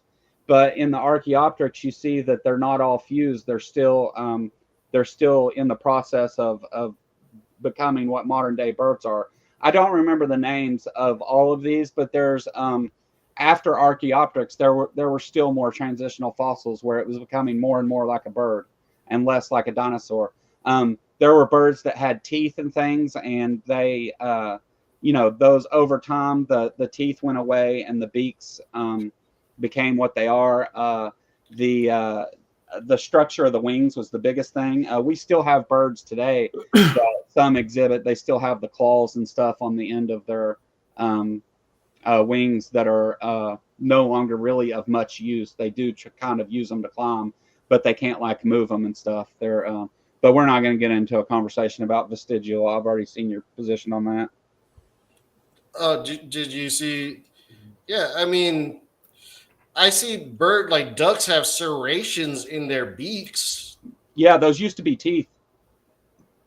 How do you know that 100% for a fact that they? I don't know with whatever species of duck you're talking about, but I know common duck. Right. That there's no such thing as that, but yeah. So birds. A lot of these are fake, and some of these are even geese. You can look up bird fossils with teeth. Okay. So how does that prove like evolution? What if that was just a species that went extinct? It did go extinct. And that's the point, is that birds adapted to what they are now to be more fit for the environment they live in, while the ones that were not as fit went extinct. That's evolution. Well, I just bring up the definition of theory. A supposition or a system of ideas intended to explain something, especially one based on general principles, independent of things to be explained. This is Oxford Dictionary. And Yeah. what it says, Yeah, now look Darwin's, up and it gives an scientific example. theory. Hold on. Hold on. And it says right underneath it as an example, Darwin's theory of evolution. Yeah. So it's still based on suppositions. There's no facts to That's it's still not a theory. true. Otherwise, it would You're be just wrong.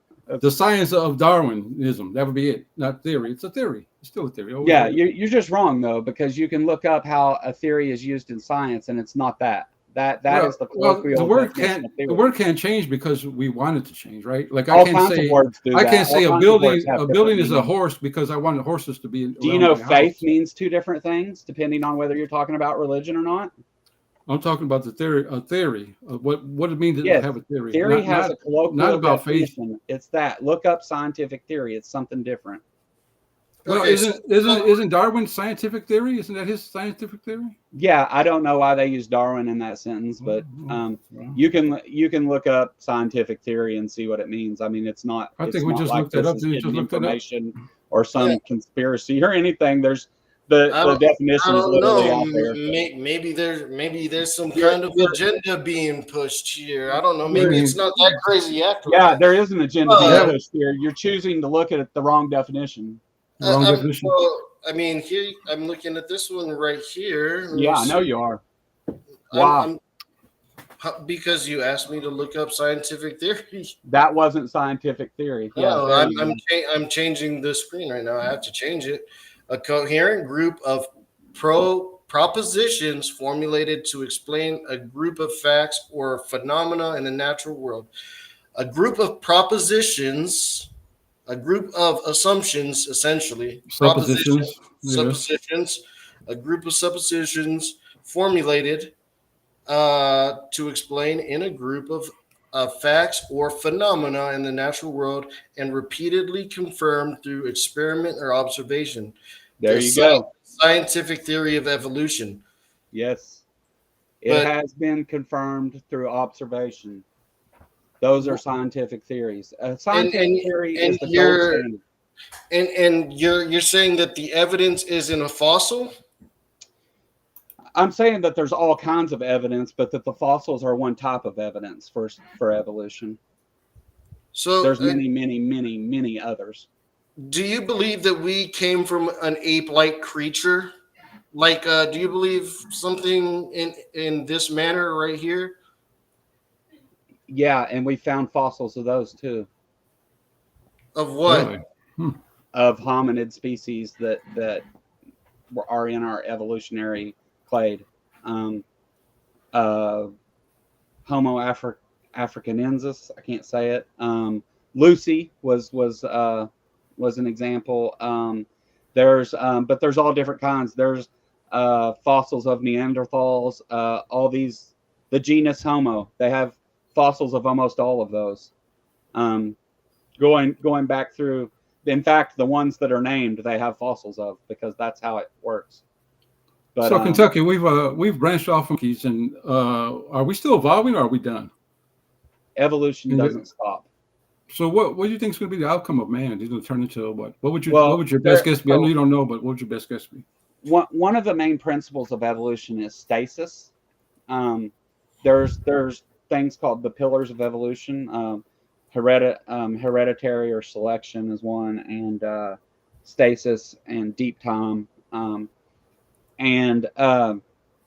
So one of the things with man that the scientists are looking at now is, because of our intelligence and our ability to change our environment, that we may be stifling natural selection. Not to mention our ability to change DNA and all that with like things like CRISPR and things. But I don't know. Do you think that natural selection supports evolution, or do you think it's a detraction from evolution? Natural selection is the driving force of evolution. It's what makes it is evolution. how is survival of the fittest? How does that support? How does that support Well, evolution? in that sentence, people like to say survival of the fittest, like whoever's tougher or whatever, and that's not what it means by fittest. It means most fit to its environment. So the species that are more fit to their environment, that have evolved to be fit, continue on and reproduce, and the ones that aren't fit for their environment die off and become extinct. And the extant animals, the ones that are still living, pass on their genes, and evolution continues. But like, take deer for example. Deer are very much fit for their environment that they live in. They live in wooded areas and they eat almost anything that's green, you know. So And um, berries. yeah, they eat a lot of different stuff. But deer are an example of stasis. They're still evolving. There's still mutations in every offspring, but there's no environmental pressures to make those certain mutations stay and others fall away. It's the environmental pressure isn't there. That's one of the required things. Um, What you about just human expansion and lack of environment? I mean, Well, evolution are continues. they evolving? Are they evolving? Are they continuing evolution through human expansion? I mean, we're kind of overtaking them to a point where we have to make preservation camps just so they can survive. We have to put laws and regulations in. Yeah, Otherwise, sure, they just die off. because the things that man is doing is changing the environment rapidly. This wasn't the case in the past. Environments do change, climates change, all that stuff. You understand how weather and things work. Climate is something that's continually changed throughout Earth's history, and the continents have moved around, and there's all kinds of different factors that have changed environments. But those were Continents all have moved slowly around. over a long period of time. Man Okay. has destroyed forests and environments quickly, faster than evolution can keep up. So we've had to make reserves and things for animals to preserve those species before they go extinct because of whatever reason. It's not all man, but much of it is. Okay. So, Stump, you got anything you want to ask? Yeah, I'd like to ask because these environmental pressures happen, and to make these evolutions kind of force them to happen because of the environment. Would you say that at one time Earth was only a one type of environment? Because otherwise, No, you should have different type of animals I that mean, resemble like, each other closely. Like we should have other humans that look like us in a different environment that evolved from these apes in a different environment in a different well, direction. Should there have gone there were direction. actually different races of humans or homos living at the same time. So the genus Homo, it wasn't like each species went extinct and then the other one took over. Some of these lived at the same time, and the ones that were more fit reproduced and carried on their genes, and the ones that weren't didn't. So, and as for like the environment being the same all over Earth, I mean, not during man's time has that happened, but there was like snowball Earth and stuff before that. But during the life of the Homo genus, that's never occurred. Um, So the and main we do actually see that people are different for different environments. And uh, some people who Don't worry about the comments in the side chat. Focus on your I'm comment. not the different skin colors or something you mean, or something like that, hair texture. well, like, darker skin colors were better for hotter areas where there wasn't much shade and the sun was out. It kept them from getting burnt. Yeah. Some people in those areas developed coarser hair because the sand would come out of it better. They The nostril passages became larger so that they could get in more air in that climate. These are all things that are not necessarily. I don't know if these are all proven things, but they're things suggested by evolution anyway. Kind of theories, right? Like just maybe these things. I'm not sure if those are. I'm not sure if those things are actually documented facts or not. Right. But I know that's the explanation that I was given for things like that in school. But but it's the question. Yeah, that's a reasonable explanation of what you're saying. But the question is, was it only a certain type of ape that was evolving? I mean, or no, why didn't it like branch off into other types of ape types or it humans? did. And I don't mean they're similar, hair color is different, or their eye color, or their nostrils are wider. But why isn't there like another branch that? Because this is a big world, this is a very Yeah. big world, and we shouldn't have been limited like into one area and then evolve from that branch. It should be more, right? Well, they actually believe that we started in what is now the African savanna and spread out from there, and then that's why you see people with vastly different things, because as they expanded into the rest of the world, the environments were different. So that's why people look so different, is because they expanded. But also, you talk about they should have branched out in different directions. They did. I mean, chimpanzees are our closest relative, genetically. Um, we and they know how to use. We've observed chimpanzees using tools and stuff. And since evolution keeps occurring, there could be another form of hominid eventually. They But use they use tools, or do they just use like rocks and sticks? those are tools. Okay, okay, If okay. So if you're They're not using very a advanced rock with to the tools, bust I guess. open a Yeah. coconut, that's using a tool.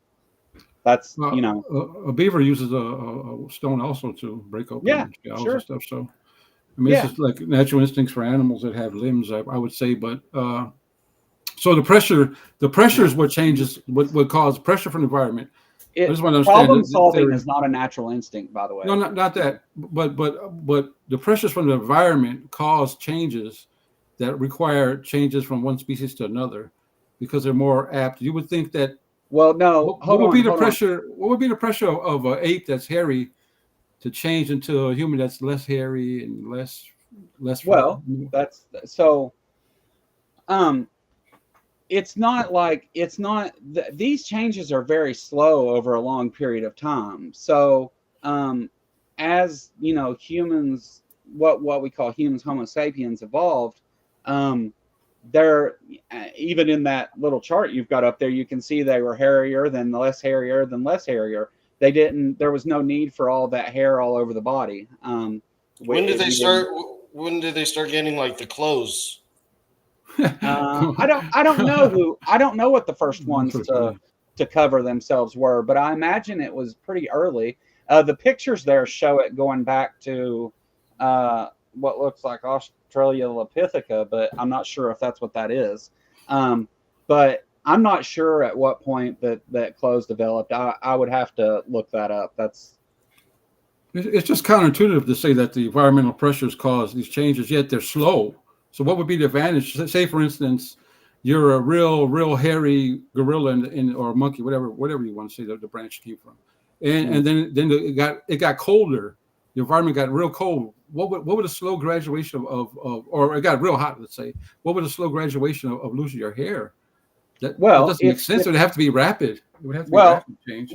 you're describing rapid changes, though. You're not talking about slow changes. You're trying to say rapid changes in the environment. Why would it be good to be slow? But changes in the environment don't happen rapidly like that. And if they do, those species die. That's what happened to the dinosaurs. Well, that's the pressure, right? That's the pressure. The pressure has to force the change. There's no reason for a change on its own. Why, No, no, why, no, would, why no. would a monkey who's living fine in the Right. jungle and eating well and is got water and system and the weather suits them? Why Yeah. would it be forced to change through natural selection? Well, I don't get it. as mutations occur, because mutations randomly occur in every single offspring.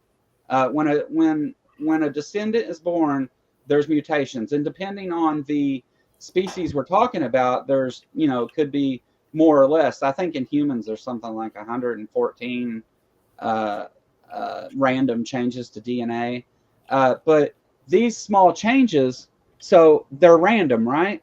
So if changes occur that benefit that species, they tend not to die off, which means they're more likely to reproduce and pass their genes on to the next one. So that carries that small change from the DNA. The next one, that child has that change, and let's say there's another random change somewhere down the road in that population that ends up being beneficial that they keep, and that gets passed on, because as you go through this, the environmental pressures kill off some species, yet keep others. And as for the other question about why would a monkey that's living just fine and eating fine, again, stasis is a thing. If the environment isn't changing, they will still evolve and have changes that occur. But if none of those changes are really beneficial in any way, there's no reason for them to stay. They get lost.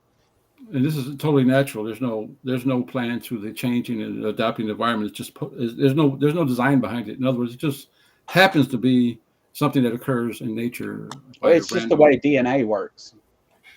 Okay. So Just the hairy gorilla that lives in the humid, hot jungle, it would be better for him to have less hair, right? Yet he's covered in hair. Not necessarily. In a lot of animals, we see that fur actually helps to draw heat away from the body, not keep it in.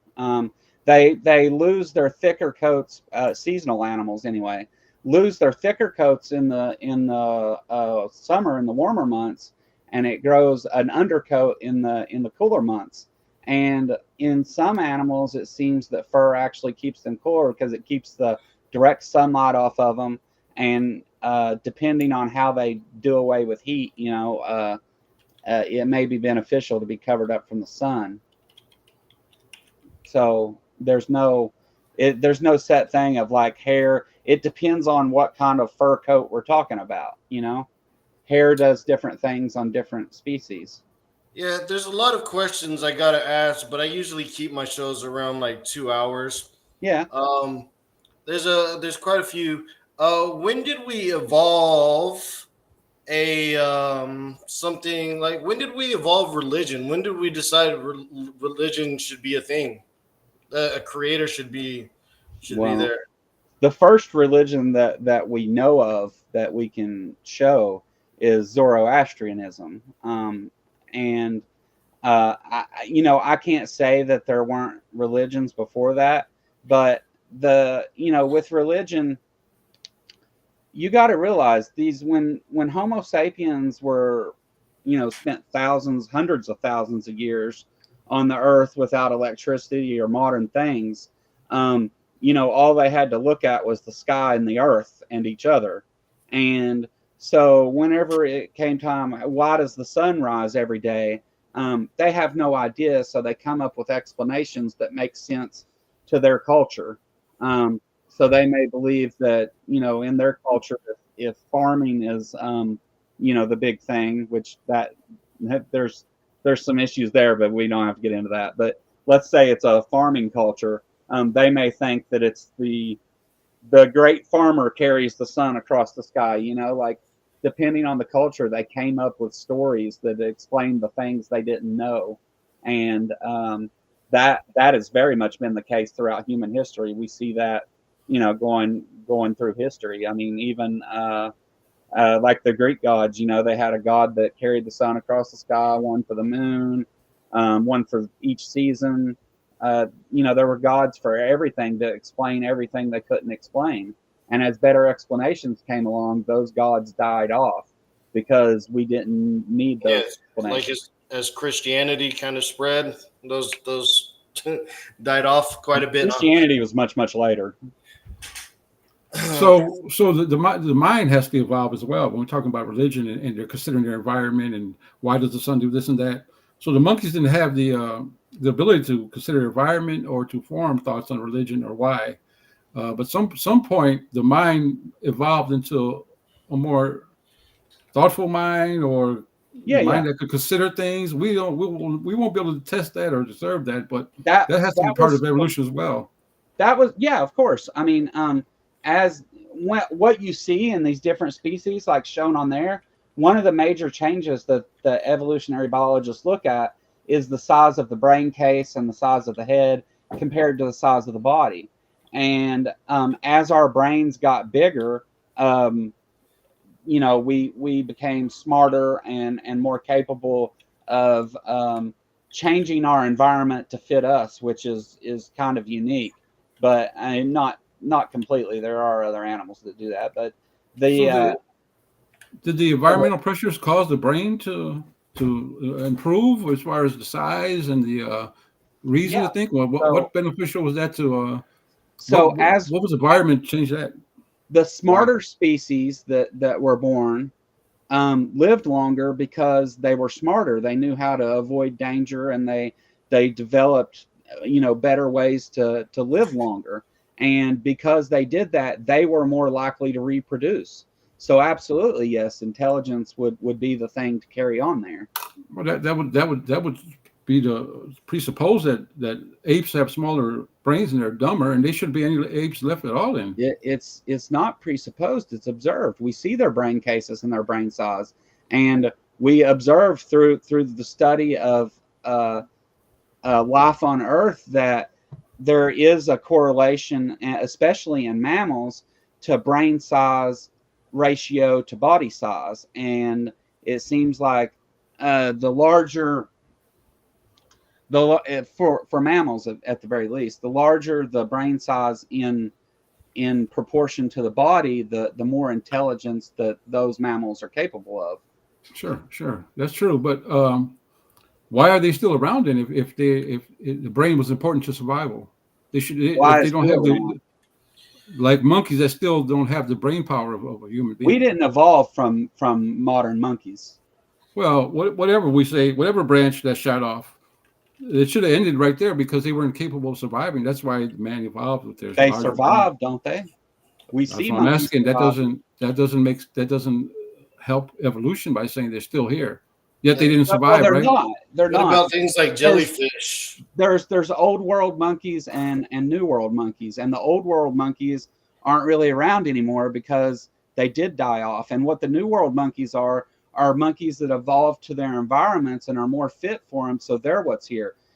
We share a common ancestor with modern monkeys. We did not come from what modern monkeys are.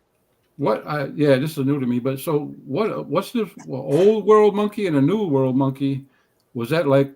I don't get that one. Can you explain it a little deeper? A little bit. Just as far as like cladistics go, so you have.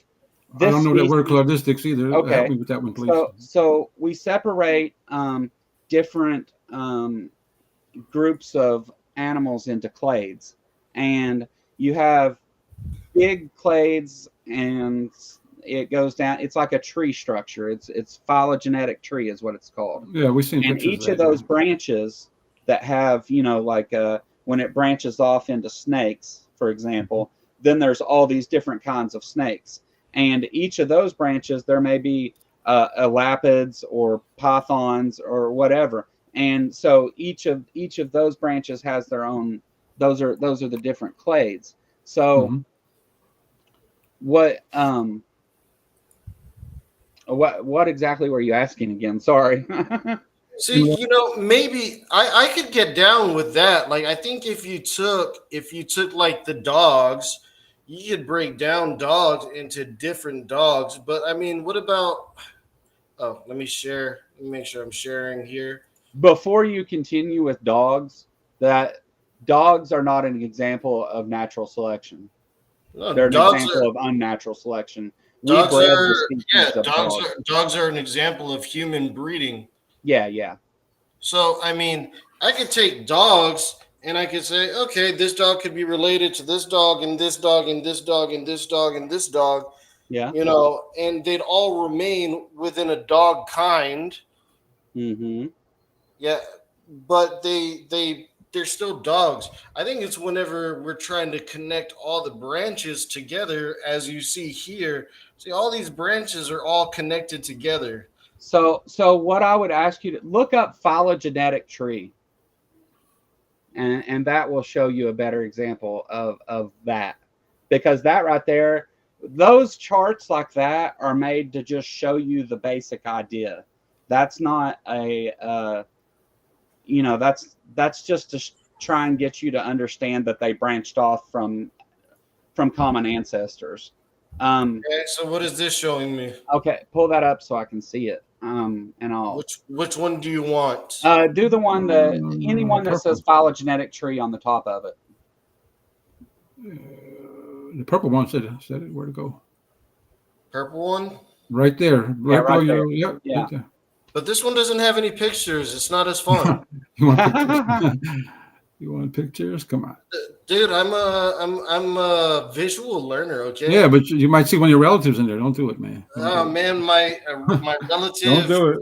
Dermatoga, or which one's my relative? The Cuban bonobo, probably. Bonobo. Hey man, there's you know, I mean, this brings up a lot of problems with me. You know, like, I mean, like, let's say, like, there's certain tribes out there. There's like the Sentinel tribes, and I don't know if you've heard of the massacre of, you know, the what are the people that are in Australia? The indigenous indigenous tribes, Okay. aboriginals. Yeah. And you know, were those less evolved human beings? Less evolved is the wrong way to look at it. Were they? I mean, we massacred them. They weren't as intelligent as us. So, well, not as intelligent. So this is one of those things that, like, it's not a big deal. It's not something that like really matters. But make fun of the Aboriginals in Australia. You're gonna have some problems. That's a cultural thing. But the less evolved and more evolved doesn't really apply, because evolution is always moving, and it's not. You can't be more evolved. You can be more fit to your environment, and you may call that more evolved, I guess. But there's no like things can evolve to really fit to their environment, and then their environment change, and then they wouldn't be fit at all, and you would call them less evolved. So saying more evolved and less evolved kind of confuses things. That's it's not a big deal, but just I just want you to know, like, I just want you to think about it a different way. Like, it's not.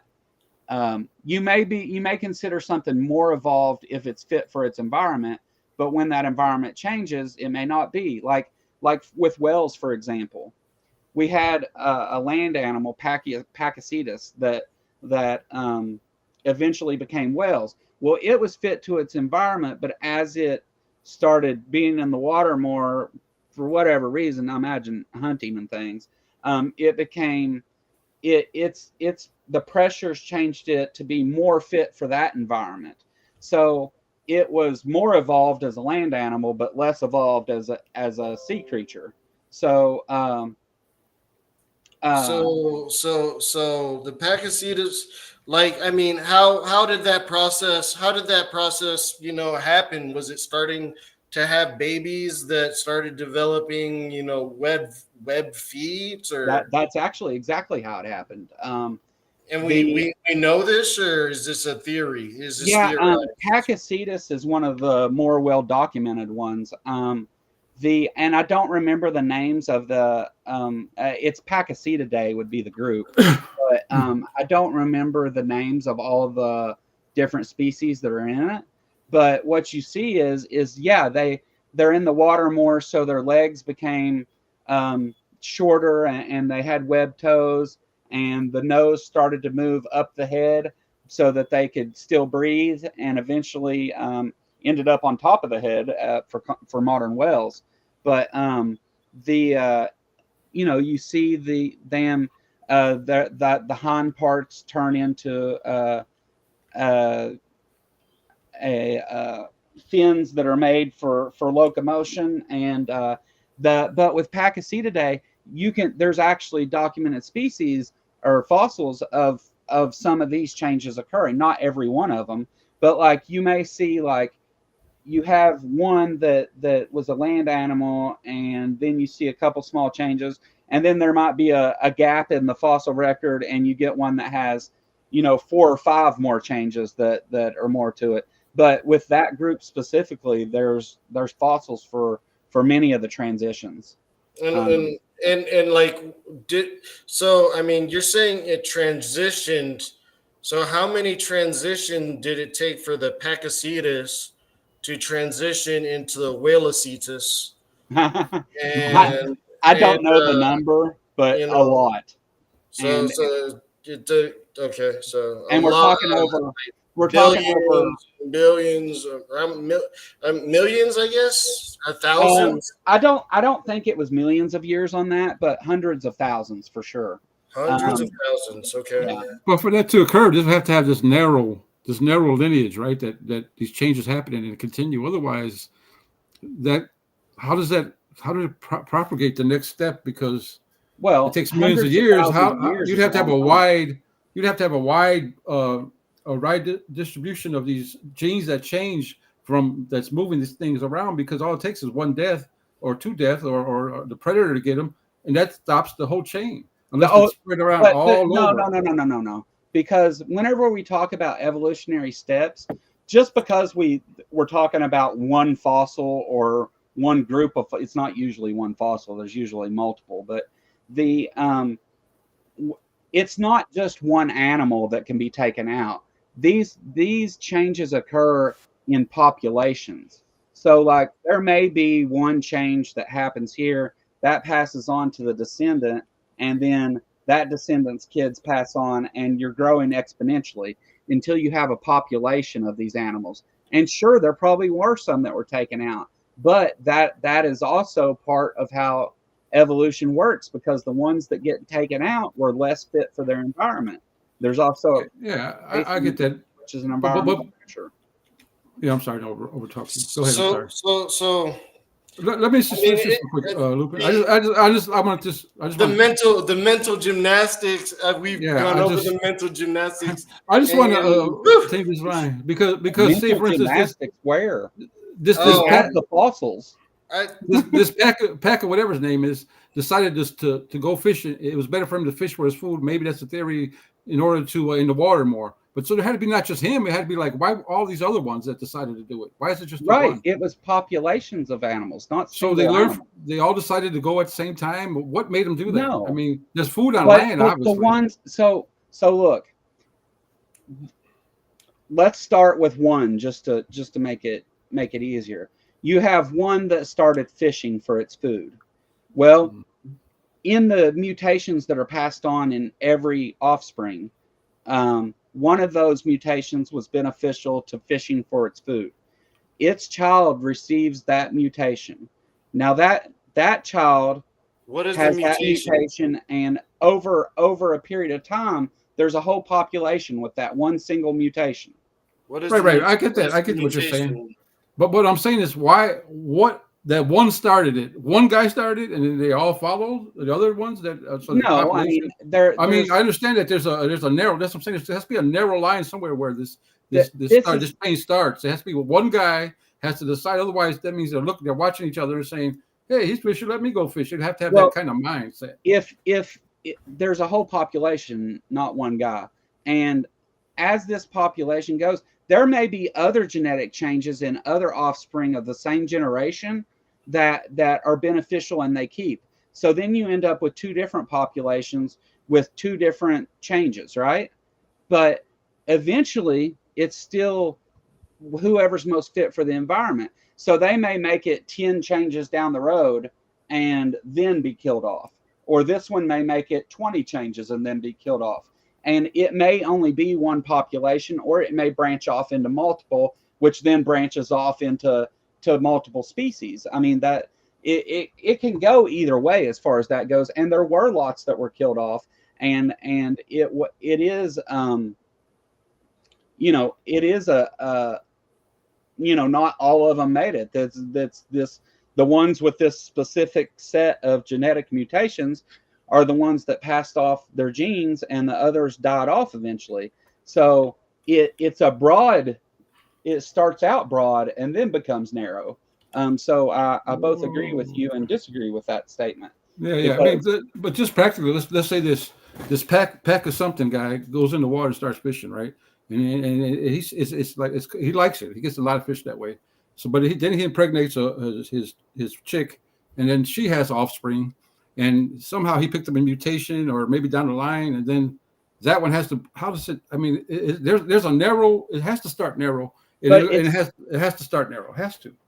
well, okay. So the mutation is there is one initial offspring that gets the mutation. You're right, but then that one that is able to pass on his genes then grows into the population because it's passing those genes to every set of offspring after that. But the next mutation would have to also be from one person, one individual animal.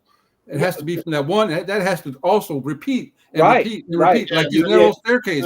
It's a There would very be- narrow staircase. That There would mutation be a needs first to one. repeat. There would be a first What one. if you don't? What if you don't? What if you don't transmit the mutation? What if it's an offshoot just once?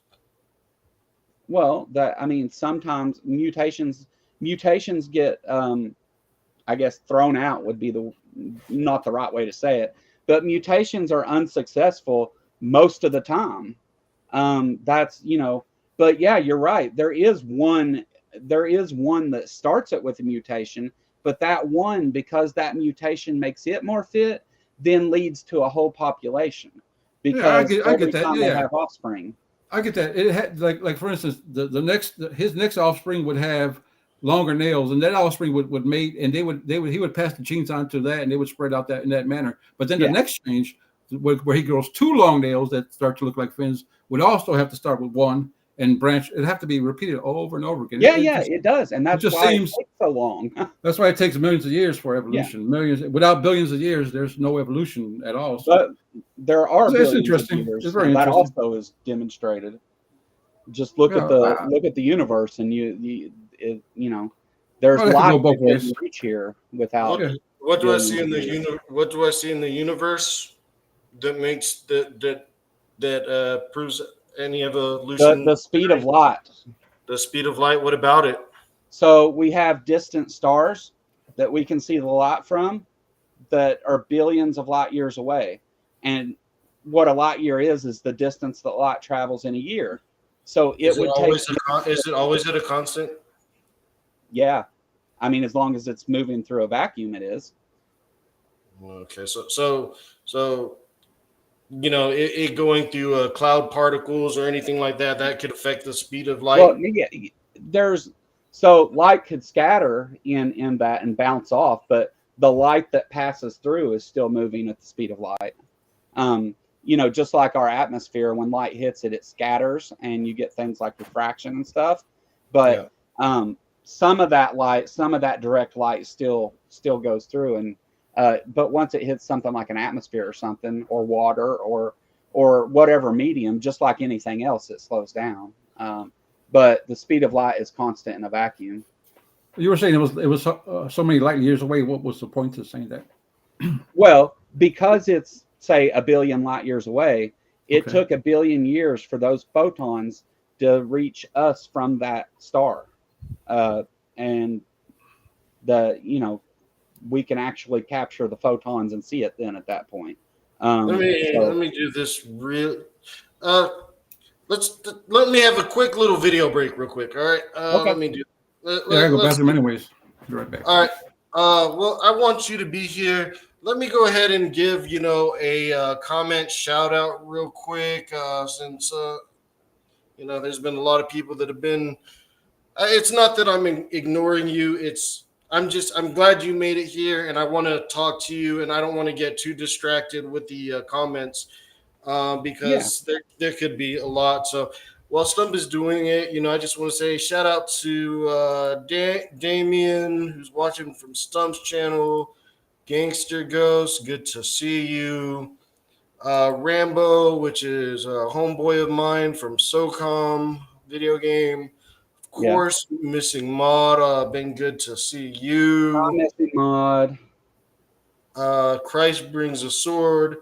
I've been seeing you here. Shout out to Christ. Thank you guys for tuning in. Christ Brings was blocked on my channel at one point, and I think one of the mods did it, but I unblocked Christ Brings a Sword. I could see that happening in an atheist channel. Yeah, I think I've seen Christ brings the sword get blocked on Christian channels. So Yeah. for sure, in atheist channels. Paul Camish, definitely have not been ignoring you. I'm still looking forward to talking the Bible with you and having that conversation with the 5 or 10 big things that you have issue with the Bible that causes you not to believe or be skeptical.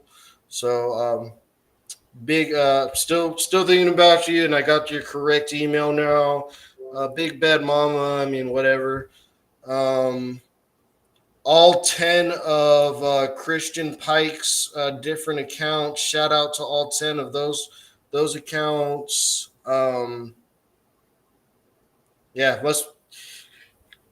Yeah, having 10 accounts must be crazy. Wesley, good to see you. And just letting you know, Paul, that I'm not. I haven't forgot about you. That I've been meaning. I think I left a comment on one of your videos that said because I remember you posted your email in the private chat, and Restream doesn't record the private chat. And I remember it was not an iCloud email, but the one I have saved from my previous email was an iCloud one, so I know that they weren't the same. But I think I got you hooked up now with the correct email, and but wanted to go ahead and clarify that. So, hey, I'm gonna head out of here in a few minutes. We can check out your video, or Yeah, this is just a short, and we'll go ahead and cut it down. There's a lot more that I would like to talk to you about, but I mean, there's just so much to talk about. yeah, And a lot of stuff has happened today. You know, a yeah. lot of crazy stuff has happened today. You Hey, know the crazy thing with this is that whenever I talk to theists or creationists or whoever about this kind of thing, it's well, I have, and I'm not trying to be, not trying to be derogatory in saying this, but it's like I have a book that tells me all the answers, and I have to explain or not explain, but I'm expected to understand all these different subjects in order to be able to talk about this. And it always feels like it's an attempt to say, oh well, here's the thing you don't understand, so we're right and you're wrong. And well, that's any discussion, though, right? I mean, we have different views. I mean, I enjoyed it. I well, don't. whenever I you hope go you did. subject to subject, looking for something that someone doesn't have an answer to, rather than accepting the science for what it is, and then moving on, it's kind of frustrating. But Well, I get that. I get that. But you have to understand. I don't accept that. This what they call this science. There this is is a being big proved. issue though, so it's fine. I'm not. Again, I was trying to make sure I wasn't trying to say that in a way that I'm bitching or complaining necessarily. Sorry about that. But it's just one of those things. It's like okay, yeah, now we went through evolution and there's no problem there, so let's now move to something else and see if we can find a problem with this one. Uh, And No. it's just Actually, I was just discussing. I'm interested in you, especially since you were a Christian before, and you changed your yeah, mindset. Now, I very interesting. I actually enjoyed this conversation. I hope you did. yeah. If I could ask you one final question, it's not to get you or nothing like that. I'd like to, now that you have the both sides of this coin, what do you think, in your personal opinion, there's no right or wrong, you think is the meaning of life? I don't think that life has a meaning necessarily, like what you're asking for. Hmm. I think that life is, it's. I don't think that it requires a meaning necessarily. The meaning of life is whatever you hold dear to you. Each person has a different meaning to their life. Um, some people care about their career. Some people care about their family. Some people, care about different things. So the meaning of life is whatever thing you give it, I guess. So there's no purpose, and you don't think there's any purpose to life. There's no purpose to life overall, no, and it wouldn't make sense to say there is one. that's bleak. Yeah. Weak. Okay, that's curious. That's very curious. What do you think the meaning of life is? It's probably a long story. Yeah, probably. To get back to the Father and to love the And my Father. answer's weak. Yeah, and to get back with the Father, and the Father's given us instructions to love Him with all our heart, and to love our neighbors, and those are just as equal. Those are as equal to each other.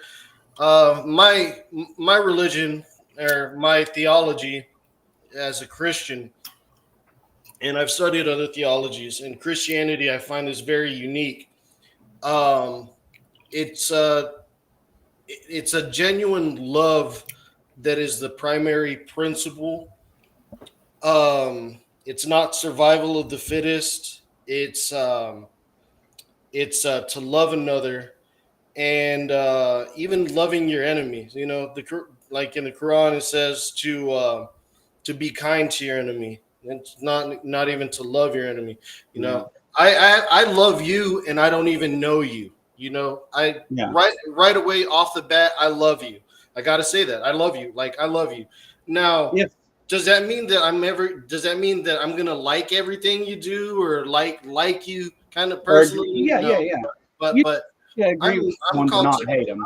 I'm called to love you, and the more and more I'm going through life, the more I'm seeing a purpose in Christ, and trying my best to spread the word, because I've also realized there's only so much that I can do.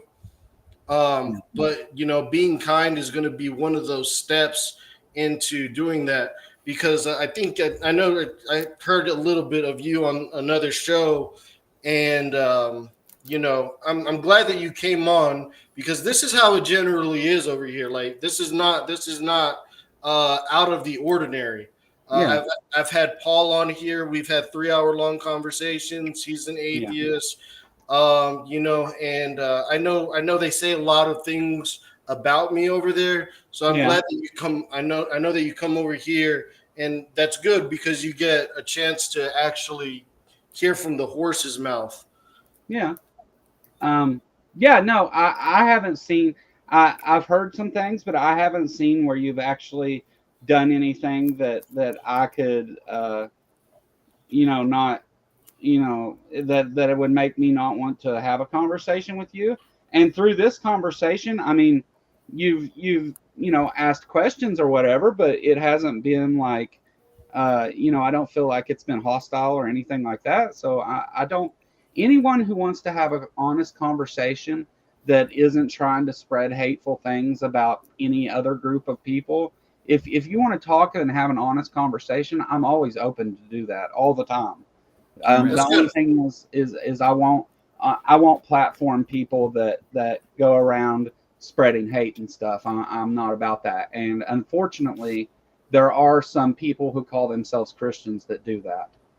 Um, Yeah, and there's bad groups in every group, man. Bad yes, groups I in every. agree. There are some atheists that are completely horrible too. Yeah. Um, yeah, Well, I've enjoyed your time here. Let me show off this video real quick. I thought it was kind of interesting, because you did bring up the speed of light. I thought yeah, this was yeah, a pretty interesting video. It's a short. yeah,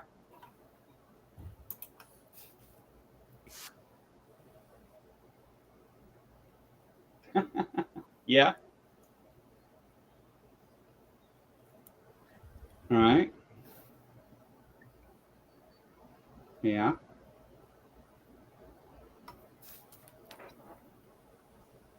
Uh-huh. So you want me to explain why this looks like that? Well, This I is know that actually it's a camera trick. this goes with frame rate, and also how Yeah, many times the revolutions per second that's going. I just thought it yeah. was interesting how, light could be, it's being manipulated, but it's kind of weird. It's kind of The weird. light. So the light in this is never actually slowing down. It's an The illusion because of the the frame illusion rate of of the it camera. being Yeah, but right. it is cool to look at. I agree. It's neat that you can do that with a camera. Yeah, Um, no, if you set because that fan is set to speed, the fan is spinning at some number that's close to that's proportional to the frame rate. So what happens is the frame rate is only catching the light in between the fan hitting it at whatever interval. So what you get is it captures one frame of light, and then one frame of light, and it looks like the light is slowing down or whatever. I actually watched this video, and he explains all that in the video, in the full video anyway.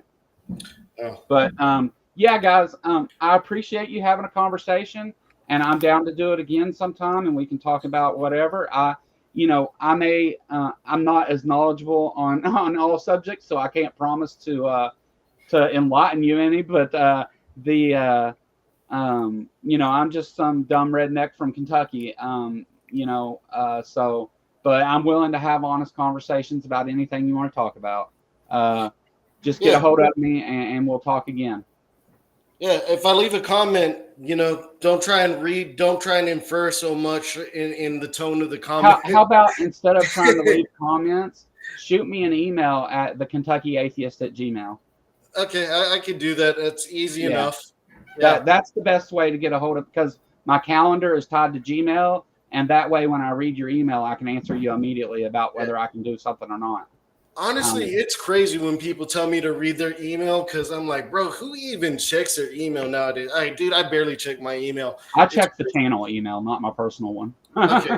So the Kentucky Atheist at Gmail? Yep. Okay. All right, I can do that. It's been a 2 hour or like an hour and a half conversation. We haven't gotten to the point where you decided, you know what, there's no God. We kind of only scratched the surface so far. So, there's obviously room to keep on diving into that there. Yeah. And I'm always looking forward into like hearing. I like to hear people's story, and I like to see it. Your story, this isn't an insult or anything like that. It's a very common story I hear. Sure. Where I live was the one of the most drug-ridden places in the country for a number of years. This tri-state area had the worst drug epidemic of any other area in the whole country for a while. It doesn't now, but it did for a long time during the time I was growing up. So around here, you're going to get a lot of that story. Are you near Paducah, Kentucky? Paducah's on the other side of Kentucky. Hey, isn't the Ark Encounter in Kentucky? I'm about an hour from the Ark Encounter. Oh, okay. Have you visited it? No, I'm going to the protest there this year, though, with a group of atheists. What are they protesting, if I may ask? Every year on the anniversary of their opening, there's a protest held about Ken Hand feeding misinformation to children and things. Okay. But, all right, guys, I got to get off here. Thank you for having me on, and have a great night. Good night. You too. Thank you. I'd say God bless, but don't take it as an insult. It's just how I do. All right. Take it easy. All right. Bye. I thought you sneezed, so I said God bless. So, oh, man. It was interesting. Very interesting. Don't be sneezing around these atheists. It gets kind of crazy. You might make them start reconsider. I'll make a meme of that. Whenever I'm pretty sure there is a meme like when an atheist says "God bless you" after they instinctively hear him scream, and it starts just zooming in slowly on their body, and it's like, doo, doo, doo. Like just rethinking your entire existence. Wait a minute. Yeah, that would be the meme, right? Someone sneezes and an atheist says "God bless you," just out of habit, and then a bunch of atheists show up with signs protesting them and stuff for misinformation. Yeah. That would be cool. He was a reasonable guy. I didn't mind talking to him. He was more reasonable one to talk to. Yes, no. I try and find those people. He didn't convince me on the evolution one. I gotta say that, they can keep trying. Well, they've been trying for years, but really that's not the main focus on this. I mean, I like to hear the stories of how people walk away. I mean, to be honest with you, I kind of know the answer a little bit of why people lose their faith. Call it a formula. There's like a formula for it, right? I mean, yeah. It's usually your family's the one that brought you into it. You're around people that don't act Christian-like, and you have doubts about it. Then you have questions, and they don't answer them. Then then bad things happen in life, and then you go to college, that's usually like the basic formula that I see Yeah. and I hear over and over again. But It's you know, it's pretty common. And like I said, I don't judge people because I mean you could have a traumatic experience in church, you know, like I mean, oh, no doubt, there's all kind and of and, churches. and you can automatically just kind of bind church and Christianity with that bad experience, and that could easily turn you away from Christ because you're like, how can such a bad thing happen in a place that's supposed to be holy? You know, like where you're preaching, you know, and but I Well, that's mean, yeah, but when you're brought up in the church, right? Like your family brings you into it.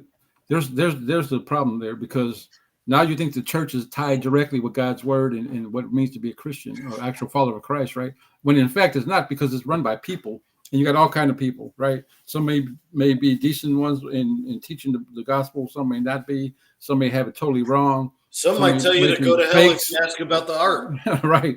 So there's a danger there because now you're tying the church of man to into with God, and that never works. Like for me, I could never be drawn away because I didn't have that experience. Right? I came to him on my own. He opened my eyes on my own. I didn't have to have someone pointing me to it and go, "Oh yeah, that sounds right." Then a bad experience, like a bad experience with the church, would never turn me away, right? Because I know it's about man. Yeah, yeah, and it sometimes it takes a while to come to that realization. And you know, like I said, I mean, I kind of have, you know, I'm not gonna say I had it as bad as him, but I had that, you know, point in my life where you know I put Christ and I put the Creator on a back shelf just because that wasn't in my, you know, that wasn't in my interest at the time. You know, I didn't want to be held accountable for any of that, or feel like I'm have this judge. Even though I understand a little bit more than that, I don't want to get too deep in that because we have a little disagreement on that. But you know, it's interesting. Now, whenever people like completely take Christ or a creator for that fact, you know, out of their life and just say, no creator, just all random chemical, you know, Yeah. reactions, and you He was know, very honest with it. He said there's no meaning to life, and because under that theory, there is no meaning, right? There's no reason for life. It's all just accidental chemical reactions and chance and environmental forces playing on things that change it. There's no reason for it. There's no nothing. It's just you're here, do the best you can, and then you're gone. That's the end of it. That's it. That is pretty. then even then that brings up like, do the best for what? I Well, I mean, mean, just you could one, be comfortable and enjoy yourself. Like the environment where you're comfortable in, like that evolution chain. Find that environment, be comfortable until you start being uncomfortable. Because sooner or later, age is going to make you uncomfortable. You're going to start yeah. hurting. You're going to start dying. You're losing your sight. All this stuff. So your hearing, you can't. We see Biden. We know what happens. Mm, no, it's like a zombie apocalypse. Yeah, man. You know, today's been an eventful day. Dude, I have such a good idea. I don't even want to. I'm not gonna say it online. I don't even want to text you or email it to you Oh, because it's so good. It's so good. It's almost I guess almost diabolical. diabolical. You know, it's like I'm Pinky and you're the brain, or I'm brain and you're Pinky, and I'm finding out how to take over the Yeah, world right now. I don't know which one's the dumb one, but good that you changed them back and forth. I appreciate You know, that. we'll keep it ambiguous. I'll tell you what, if I see a pigeon on my house with a little note on his leg, I know who sent it. Do Texas pigeons look any kind of different? I can recognize them. They look like dinosaurs. Oh, yeah. Don't send that Yeah. guy over here. No. If anything, it'll probably be a cockroach, bro. Like the cockroaches are like that big. So Oh, serious? Yeah. yeah, and they fly. They fly too? Oh, my gosh. Keep Yeah. them down there. Good thing we Yeah. got winters up here. Hey man, dude, everybody's a man until a Texas-sized cockroach starts flying to you, and then I mean, whew, Man, you can't in your house, can you? Because they'll be like sitting on your couch, and when you can't even sit down, what the heck? No. yeah, no. At a certain point, you just got to move out. Or bring in the big, heavy artillery, huh? Yeah. Dina Mayte. Yeah. So let me know what that great. Because now you got to be curious what the great diabolical scheme is. Uh-huh. And you can't stay here because we got all kind. I saw a lot of people in the comment section under mental aliases that may not be trustworthy. It's on how to it's going to evolve the species of mankind. But I mean, I don't know. It's going to be interesting. It's going to be interesting. Yeah. Yeah, so we'll move on that. But yeah, a lot of things happen. I'll maybe check in with the Praise I Am channel, and hope maybe one of them would see this and they realize that it wasn't me who did whatever the heck they did. Yeah. I was real upset to just like, man, I just barely met you. I just barely met you guys, and somebody's already imitating to be me, and now like I said, I had a good experience, and now it's going to be like, oh, we can't let this guy back in. Yeah, I mean, even to be basically disparage your name and all that. I mean, you know what I'm saying? That's like an Yeah, attack in the front to you, man. Even if you care about the channel or not, it's still people are dragging your name in the mud and making you look bad. That's pretty bad. I get it. and I'm a pretty big deal, so Yeah, you got yeah. this diabolical plan they don't know about, but it's coming. The good thing is they got Dustin over there, so me and Dustin are very similar. So I mean, at least they got Dustin, and he can be my representative. Doesn't still go on the Proverbs Guy show? I haven't watched it in a while. I don't think he does anymore. No. Okay. Or maybe once in a blue moon, but I'm not sure. So anyway, but yeah, no, we've had a good conversation. I'm glad Kentucky Atheist showed up. Had a good conversation with him. Yeah. Maybe we'll do good. it. We'll do it again. Stump. Always a pleasure. Always a pleasure to have with you. Likewise. And yep, I appreciate you. You may be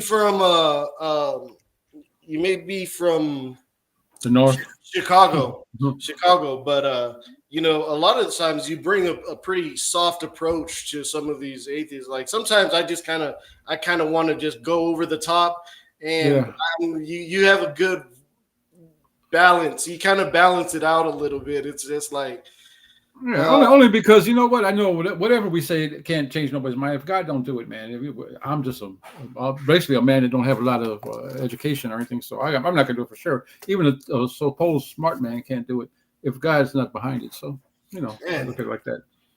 how many accounts does Christian have, man? If Christian subscribed to my channel under all the accounts, I probably have like 8,000 subscribers by now. Oh, that's not good. By YouTube. Yeah, you might have only one real subscriber. That'd be like, oh my God, I was growing. What happened? I know. Wow. So yeah. Anyway, I'll go ahead. I'll send you some details, probably in the mail with invisible ink. All right.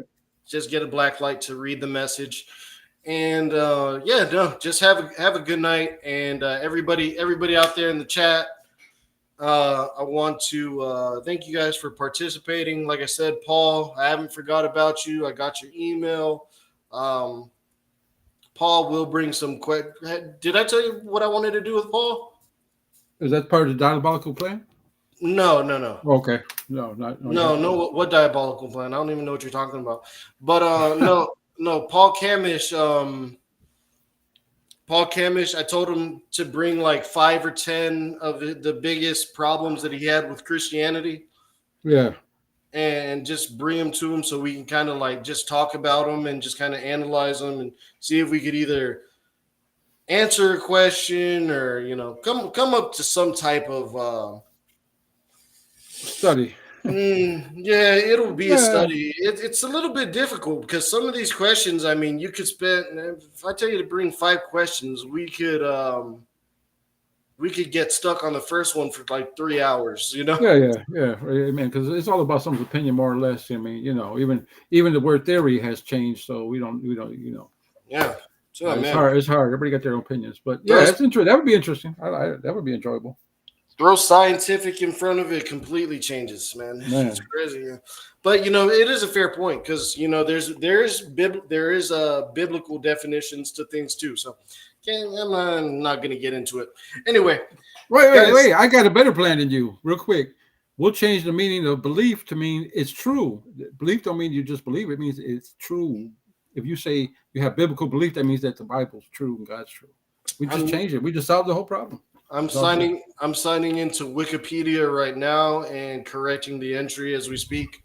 There we go. So it says you believe, say yeah, but if you say biblical belief, that means it's true. There's facts for it. Yep. All right, brother. I had a good time. Yeah, it was a good guest, and looking forward to next time. Likewise. All right. Good night. Good night. And yep, shout out to everybody else out there. Take care and God bless. See you on the next one. Man, I just realized we didn't even get into cannibalism yet, dude. Like, what the heck?